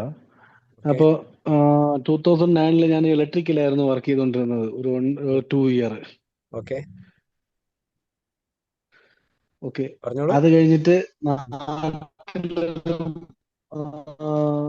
ഓൾമോസ്റ്റ് 3 ഇയർ റിലേറ്റഡ് ആയിട്ട് വർക്ക് ചെയ്തു. ഒരു സൈറ്റ് എഞ്ചിനീയർ ആയിട്ട് വർക്ക് ചെയ്തു. സൈറ്റ് അത് എഞ്ചിനീയർ കഴിഞ്ഞിട്ട് പിന്നെ ആയിട്ട്. അടുത്ത് പോയ സൗണ്ട് ബ്രേക്ക് ആവുന്നുണ്ട് കേട്ടോ. വർക്ക് സൗണ്ട് ചെയ്തു. അത് ബ്രേക്ക് ആവുന്നുണ്ട്. കഴിഞ്ഞിട്ട് പെട്ടെന്ന് കിട്ടിയ ചാൻസ് എന്ന് പറയും ബ്രേക്കാ. ഞാൻ പുറത്താണ്, ഞാൻ ഓക്കെ ആഫ്രിക്കയിലാണ്. ഓക്കെ പറഞ്ഞോളൂ. അതായത് അതിനുശേഷം 3 ഇയർ എനിക്ക് തോന്നുന്നു സൈറ്റ് ഇവിടുത്തെ എഞ്ചിനീയർ ആയിട്ട് റേഞ്ചിന്റെ വർക്ക് പ്രോബ്ലം ചെയ്തു. ആണെന്ന് തോന്നുന്നു. ഓക്കെ. ആ അതിനുശേഷം പിന്നെ ഞാൻ മെക്കാനിക്കലിൽ 1 ഇയർ വർക്ക് ചെയ്തു. അത് കഴിഞ്ഞിട്ട് കണ്ടിന്യൂസ് ആയിട്ട് പിന്നെ സിവിൽ റിലേറ്റഡ് ആയിട്ടാണ് വർക്ക് ചെയ്തത്. അപ്പോൾ ഈ ബയോഡേറ്റ ഇത് നമ്മൾ റെസ്യൂം തയ്യാറാക്കുന്ന സമയത്ത് ഉം. നമുക്ക് ഈ നേരത്തെ ഞാൻ ഇങ്ങനെ പറഞ്ഞായിരുന്നു. ഡിഫറെന്റ് മേഖലയിൽ എക്സ്പീരിയൻസ് ഉള്ള ആളുകളുടെ ആ അതാണോ? ക്വാളിഫിക്കേഷൻ എന്താണ് അരുണിന്റെ? അതാണ്. സൗണ്ട് എല്ലാം ബ്രേക്ക് ആവുന്നുണ്ട്. അരുൺ പോളിന്റെ ക്വാളിഫിക്കേഷൻ എന്താണ്? ഡിപ്ലോമ ഇൻ സിവിൽ എഞ്ചിനീയറിംഗ് ആണ്. Diploma in civil engineer. പിന്നെ സൈറ്റ് എഞ്ചിനീയർ ആയിട്ട് വർക്ക് ചെയ്ത് ഏതായിരുന്നു സൈറ്റ് എഞ്ചിനീയർ? എന്താണ് എക്സ്പീരിയൻസ് സർട്ടിഫിക്കറ്റ് കിട്ടിയെന്ന സൈറ്റ് എഞ്ചിനീയർ എന്ന് പറഞ്ഞിട്ടാണോ? എക്സ്പീരിയൻസ് സർട്ടിഫിക്കറ്റ് ഞാൻ പെട്ടെന്ന് പുറത്ത് പോയതുകൊണ്ട് അന്ന് അവിടെ നിന്ന് മേടിച്ചില്ല. അത് ഇനി വേണമെങ്കിലും കുഴപ്പമില്ല, മേടിക്കാൻ പറ്റും. ആ ഒരു ഇത് പറഞ്ഞിട്ട് മേടിക്കാം, പ്രശ്നമല്ല. ഓക്കെ, അത് സിവിൽ സെക്ഷൻ അത് വൈസിൽ ഇന്റീരിയർ കിട്ടുകയാണെങ്കിൽ ഏറ്റവും നന്നാ. വർക്കായിരുന്നു, ടോട്ടലി ഇന്റീരിയർ ഡിസൈനിങ് വർക്കായിരുന്നു. ആ സിവിലായിട്ട് റിലേറ്റഡ് എന്തോ ആണല്ലോ, അപ്പം വിഷയമല്ലല്ലോ. സിവിലായിട്ട് റിലേറ്റഡ് ആണല്ലോ. പക്ഷെ ഇന്റീരിയർ ഡിസൈനിങ്ങും കാര്യങ്ങളൊക്കെ അല്ലേ? കൂടുതലും വർക്ക് ചെയ്തത് 2 പ്രാവശ്യം ഡിസൈൻ ആയിരുന്നു. ഫുൾ വർക്ക് ഇന്റീരിയർ ഡിസൈനിങ് ആയിരുന്നു അന്ന് 3 ഇയർ വർക്ക് ചെയ്തത്. പിന്നെ 2013 അവിടെ ആയിട്ട് അത് ഫയർ റിലേറ്റഡ് വർക്ക് ആയിരുന്നു. ഫയർ ആൻഡ് സേഫ്റ്റിയിലോ? അപ്പൊ ഇലക്ട്രിക്കല് ഫയർ ഇങ്ങനെ ഫയർ ആൻഡ് സേഫ്റ്റി ഡിപ്പാർട്ട്മെന്റിനകത്തായിരുന്നു. ഓക്കെ അപ്പൊ അതൊരു പിന്നെ ഡിഫറെന്റ് ആയിട്ടുള്ള ഒരു ഫീൽഡ് തന്നെയാണ് ഫയർ ആൻഡ് സേഫ്റ്റി എന്ന് പറയുന്നത്. 2013 അതിനുശേഷം ഒരു ലാസ്റ്റ് എത്ര വർഷമായിട്ട് കണ്ടിന്യൂസ് സെയിം ഡിപ്പാർട്ട്മെന്റിൽ വർക്ക് ചെയ്യുന്നുണ്ട്? ഇപ്പൊ ഒരു 5 വർഷം കൊണ്ട് ഇവിടെ കണ്ടിന്യൂസ് സെയിം ഡിപ്പാർട്ട്മെന്റിൽ വർക്ക് ചെയ്യുന്നുണ്ട്. അതിന് മുന്നേ കുറച്ച് നാൾ നാട്ടിൽ കുറച്ച് വർക്ക് ചെയ്തു. ഓക്കെ അപ്പൊ അത് മതിയല്ലോ. 6 വർഷത്തോളം ഏകദേശം സെയിം ഡിപ്പാർട്ട്മെന്റിൽ തന്നെയല്ലേ? അതെ 6 വർഷം അത് മതി. അപ്പൊ ആ ലാസ്റ്റത്തെ മെയിൻ ആയിട്ട് മെൻഷൻ ചെയ്തുകൊണ്ടുള്ള റെസ്യൂം ക്രിയേറ്റ് ചെയ്താൽ മതി. അത് മതി. 6 വർഷമൊക്കെയാണ് സാധാരണ 5 മുതൽ, അതായത് 4, 5, 6 വർഷമൊക്കെ എക്സ്പീരിയൻസ് മാക്സിമം ചോദിക്കുള്ളൂ. ക്രിയേറ്റ് ചെയ്താൽ മതി. ഓ അല്ലെ മാനേജർ പോസ്റ്റ് ഒക്കെ ആകുമ്പോഴാണ് 10 വർഷത്തിന്റെ മുകളിലേക്കൊക്കെ ചോദിക്കുക. ഇപ്പൊ ഓൾറെഡി 10 ഇയറും എബവ് 10 ഇയർ തന്നെ സിവിലില് എക്സ്പീരിയൻസ് ഉണ്ട്, നാട്ടിലും പുറത്തുമായിട്ട്. അപ്പം വിഷയമല്ല. ആ സിവിൽ മാത്രം മെൻഷൻ ചെയ്തുകൊണ്ടുള്ള റെസ്യൂം മതി. അതിന്റെ ഇടയിൽ ഗ്യാപ്പിൽ ജസ്റ്റ് ഇതൊന്ന് മെൻഷൻ ചെയ്താൽ മതി. ഇതിനെക്കുറിച്ച് കൂടുതൽ റെസ്യൂം ഡീറ്റെയിൽസ് മതിയല്ലേ? കൊടുക്കാണ്ട് നിന്നാൽ മതി. ഡീറ്റെയിൽസ് കൊടുക്കാതിരുന്നാ മതി അതായത് അല്ലേ? പോയിന്റ്സ് അതെ, ഞാൻ ഈ എക്സ്പ്ലെയിൻ അടുത്തൊരു ചെയ്തിട്ടുള്ള സമയത്ത് പോയിന്റ്സ് കൊടുക്കാണ്ട് നിന്നാൽ മതി. ഇവിടെ തന്നെ ഇവിടെ തന്നെ ഒരു ഇത് കൊടുത്തായിരുന്നു. ഞാൻ അങ്ങനെ കുറച്ച് എക്സ്പ്ലെയിൻ ചെയ്തിട്ടായിരുന്നു കൊടുത്തിരുന്നത്. അപ്പൊ അത് അവര് റിജക്ട് ചെയ്തു. അങ്ങനെ അതിൽ എക്സ്പ്ലനേഷൻ അവിടെ എക്സ്പീരിയൻസ്ഡ് കുറയ്ക്കുക. അല്ല എന്ന് പറഞ്ഞിട്ട് റിജക്ട് ചെയ്തു. അതാ പറഞ്ഞത്, അതിന് അതുകൊണ്ട് ഓവർ എക്സ്പ്ലനേഷൻ കൊടുക്കാതിരുന്നാൽ മതി. നേരെ ഫോക്കസ് ചെയ്യേണ്ടത് സിവിൽ സെക്ഷൻ മാത്രം ഫോക്കസ് ചെയ്തുകൊണ്ട് ചെയ്താൽ മതി. ജസ്റ്റ് നോളജ് മാത്രം കൊടുത്തിട്ട് അങ്ങനെ ചെയ്യുക അല്ലേ? അതെ അതെ, ഓക്കെ, എക്സ്പീരിയൻസ് നോളജ് മാത്രം കൊടുത്തിട്ട്, ജസ്റ്റ് നോളജ് മാത്രം കൊടുത്ത്. അതെ അതെ. Okay. Thank you. Hello, hi doctor Sunil. Good evening sir. എൻ്റെ Good ഒരു evening. ഡൗട്ട്, നമ്മുടെ ATS റെസ്യൂമേ കൊടുക്കുമ്പോൾ ഒരു സ്കോറിങ്ങിന്റെ കാര്യം പറഞ്ഞിരുന്നേ. അപ്പോൾ ഈ അതെ. ഫോട്ടോ വന്നു കഴിഞ്ഞാൽ അത് റീഡ് ചെയ്യത്തില്ല എന്നല്ലേ ഉള്ളൂ? അതിൽ സ്കോറിങ്ങുമായിട്ട് എന്താണ് ബന്ധം വരുന്നത്? അതായത് നമ്മളിപ്പം ഒരു റെസ്യൂമിൽ ഓവറോൾ കണ്ടന്റ് സ്കാൻ ചെയ്യുന്ന സമയത്ത് അതിൽ മാക്സിമം കണ്ടന്റുകൾ റീഡ് ചെയ്യുമ്പോഴാണ് സ്കോറിങ് കൂടി വരിക. നേരെ മറിച്ച് റീഡ് ചെയ്യാത്ത പോർഷനുകൾ വരുന്നതനുസരിച്ച് സ്കോറിങ് കുറയും.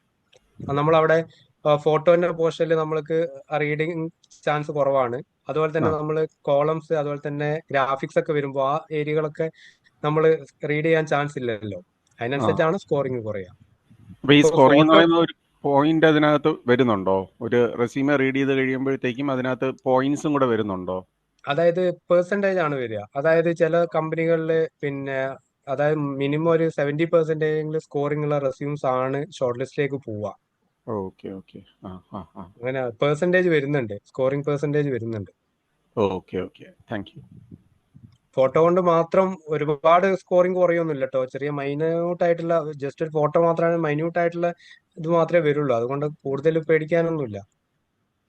Okay, thank you. Okay thank you. Hello hello sir. Okay പറയൂ. നമ്മള് റെസ്യൂമിന്റെ ATS കോമ്പാറ്റിബിലിറ്റി ചെക്ക് ചെയ്യണമെന്ന് പറഞ്ഞിട്ടുണ്ടായിരുന്നില്ലേ?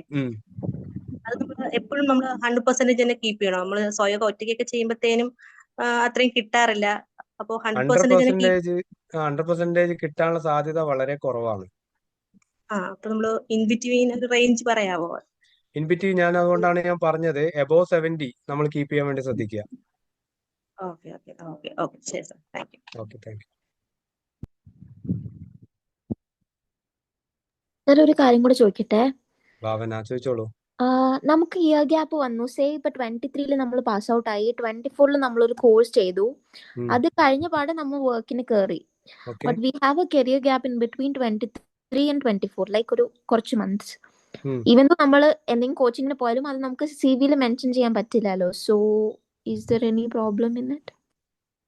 നമ്മളിപ്പം ആ ഒരു ഗ്യാപ്പ് നമ്മളിപ്പം എവിടെങ്കിലും വർക്ക് ചെയ്തിട്ടുണ്ടെങ്കിലോ അല്ലെങ്കിൽ വേറൊരു കോഴ്സ് ചെയ്തിട്ടുണ്ടെങ്കിൽ ആഡ് ഓൺ കോഴ്സ് ആയിട്ട് നമുക്ക് ഇതിന്റെ റിലേറ്റഡ് ആയിട്ടുള്ള കോഴ്സ് ആണെങ്കിൽ നമുക്ക് അത് ആഡ് ചെയ്യാൻ പറ്റും. ഞാൻ നേരത്തെ പറഞ്ഞ പോലെ തന്നെ സിവിൽ റിലേറ്റഡ് ആയിട്ടുള്ള കോഴ്സ് ആണെങ്കിൽ നമുക്ക് റെസ്യൂമിൽ അത് ആഡ് ചെയ്യാൻ പറ്റും. നേരെ മറിച്ച് നമ്മൾ എക്സ്പീരിയൻസ് ആണെങ്കിൽ അതിന് പ്രത്യേകിച്ച് വാല്യൂ ഒന്നുമില്ല. കാരണം അതിനുശേഷം നമ്മൾ ഒരു കോഴ്സ് ചെയ്തു, ആ കോഴ്സ് ബേസ്ഡ് ആയിട്ടാണ് ഇപ്പൊ എക്സ്പീരിയൻസ് വരുന്നത്. അപ്പൊ ആ ഒരു എക്സ്പീരിയൻസിന്റെ വാല്യൂ വരുള്ളൂ. അപ്പൊ അതുകൊണ്ട് ആ ഒരു ഗ്യാപ്പ് വിഷയം വരുന്നില്ല. ഇനി അങ്ങോട്ടൊരു ഗ്യാപ്പ് ഇല്ലാതെ നോക്കിയാൽ മതി. Okay sir, thank you. Okay thank you. Sir വേറൊരു ഡൗട്ട് ഉണ്ടായിരുന്നു. സാറ് ഞാൻ 2015 എഞ്ചിനീയറിംഗ് ജോയിൻ ചെയ്തു. അതിനുശേഷം എനിക്ക് ഒരു ആക്സിഡന്റ് ഉണ്ടായി. 2 years ഗ്യാപ്പ് വന്നു.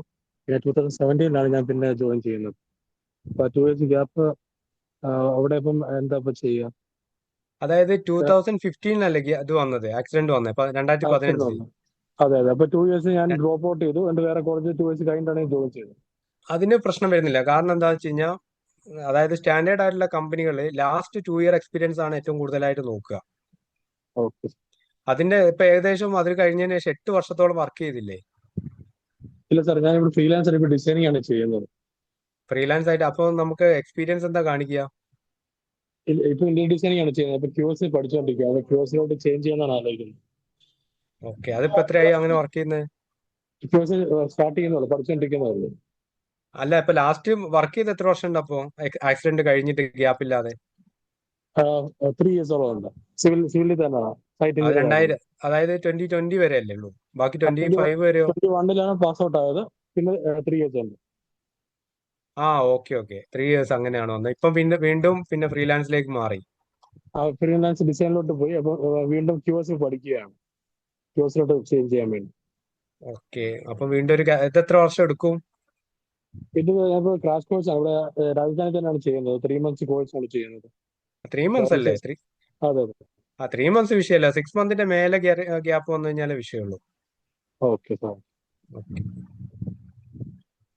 Thank you. ഓക്കെ. ഇനി ആരെങ്കിലും ഉണ്ടോ ഡൗട്ട്?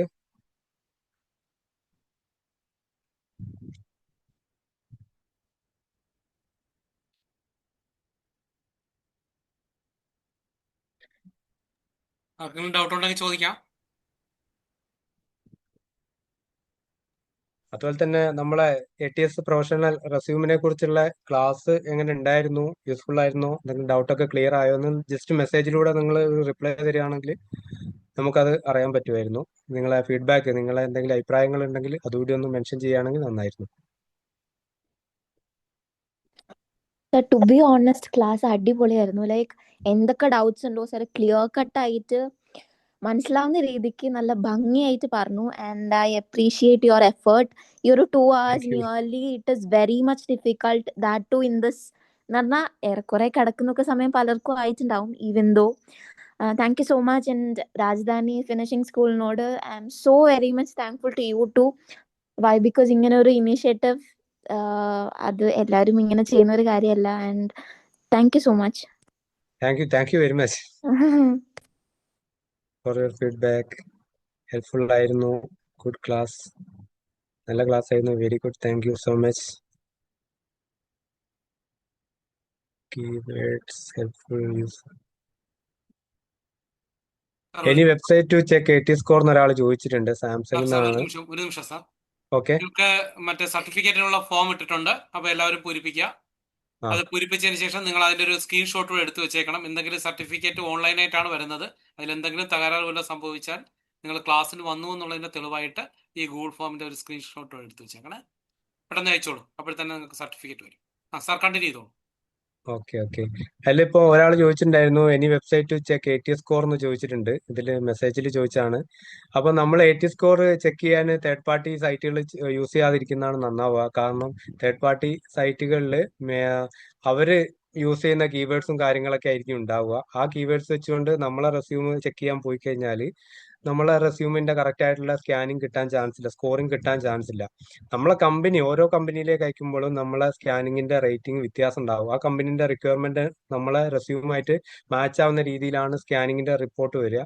അപ്പോൾ അത് വ്യത്യാസം ഉണ്ടാവും. അപ്പൊ നമുക്ക് കറക്റ്റ് ആയിട്ട് ഒരു സ്കോറിംഗ് നമുക്ക് ഫിക്സ് ചെയ്യാൻ പറ്റില്ല. ഓരോ കമ്പനിയിലേക്ക് അയക്കുമ്പോൾ അല്ലെ ഓരോ സൈറ്റിൽ നമ്മൾ ചെക്ക് ചെയ്യുമ്പോൾ ഓരോ റിസൾട്ട് ആയിരിക്കും ഉണ്ടാവും.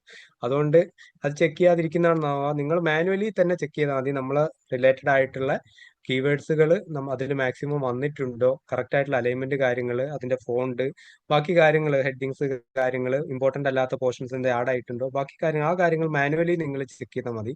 അല്ലാതെ സൈറ്റിൽ പോയി ചെക്ക് ചെയ്തിട്ട് വെറുതെ ഒരു ടെൻഷൻ ഉണ്ടാവേണ്ട ആവശ്യമില്ല കേട്ടോ. Very good class, thank you. നല്ല യൂസ്ഫുൾ ആയിരുന്നു. ടൈം പോയത് അറിഞ്ഞില്ല.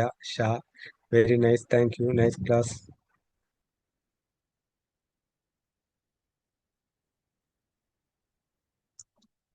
അപ്പൊ ഗൂഗിൾ ഒരു ഫോം ഉണ്ട്, അത് ഫില്ല് ചെയ്യാൻ മറക്കണ്ട. പ്രജീത് സാർ പറഞ്ഞ പോലെ തന്നെ സർട്ടിഫിക്കറ്റ് കിട്ടാനുള്ളതാണ്.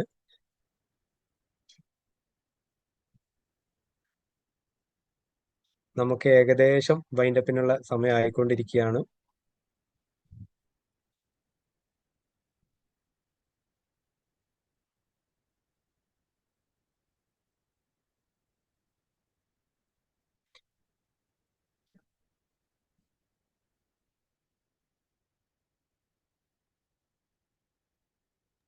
ഡൗട്ട് ഉണ്ടോ?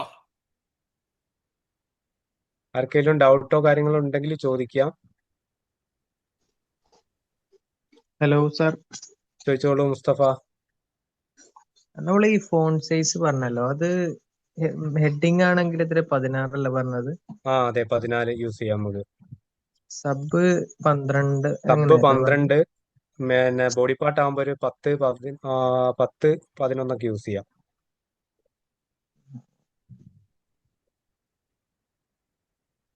ഏരിയല് കാൽബറി ഒക്കെയാണ് നമ്മൾ ഫോണ്ടുകൾ യൂസ് ചെയ്യേണ്ടത്.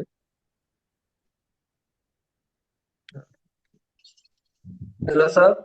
ഹലോ സാർ, നമുക്ക് ക്യാൻവയില് ഒരു ടെംപ്ലേറ്റ് എടുത്ത് ATS ഫ്രണ്ട്ലി റെസ്യൂം ഉണ്ടാക്കുന്നതാണോ അതോ നമുക്ക് ഡയറക്ട്ലി വേർഡിൽ ടൈപ്പ് ചെയ്ത് ക്രിയേറ്റ് ചെയ്യുന്നതാണോ കൂടുതൽ ഉപയോഗം?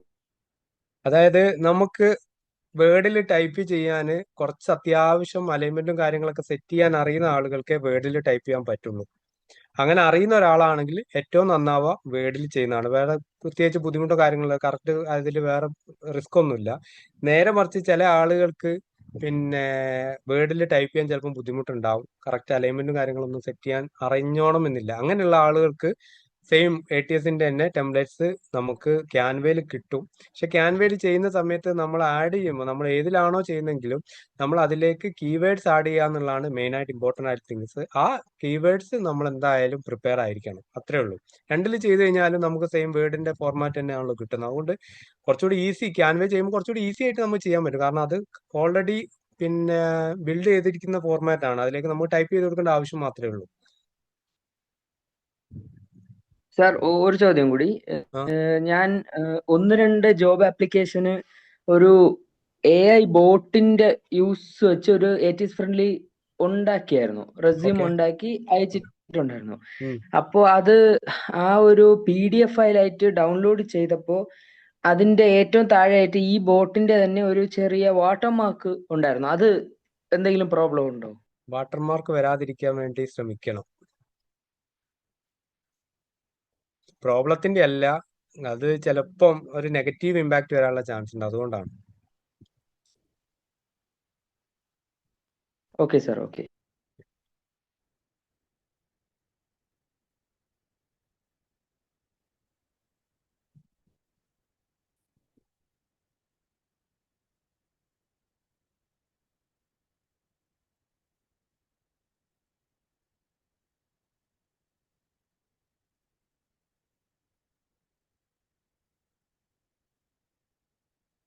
ആർക്കും സംശയം ഉണ്ടോ? ഇല്ലെങ്കിൽ നമുക്ക് വൈൻഡപ്പ് ചെയ്യാം. വൈൻഡപ്പ് ചെയ്യാം അല്ലേ? എന്നാല്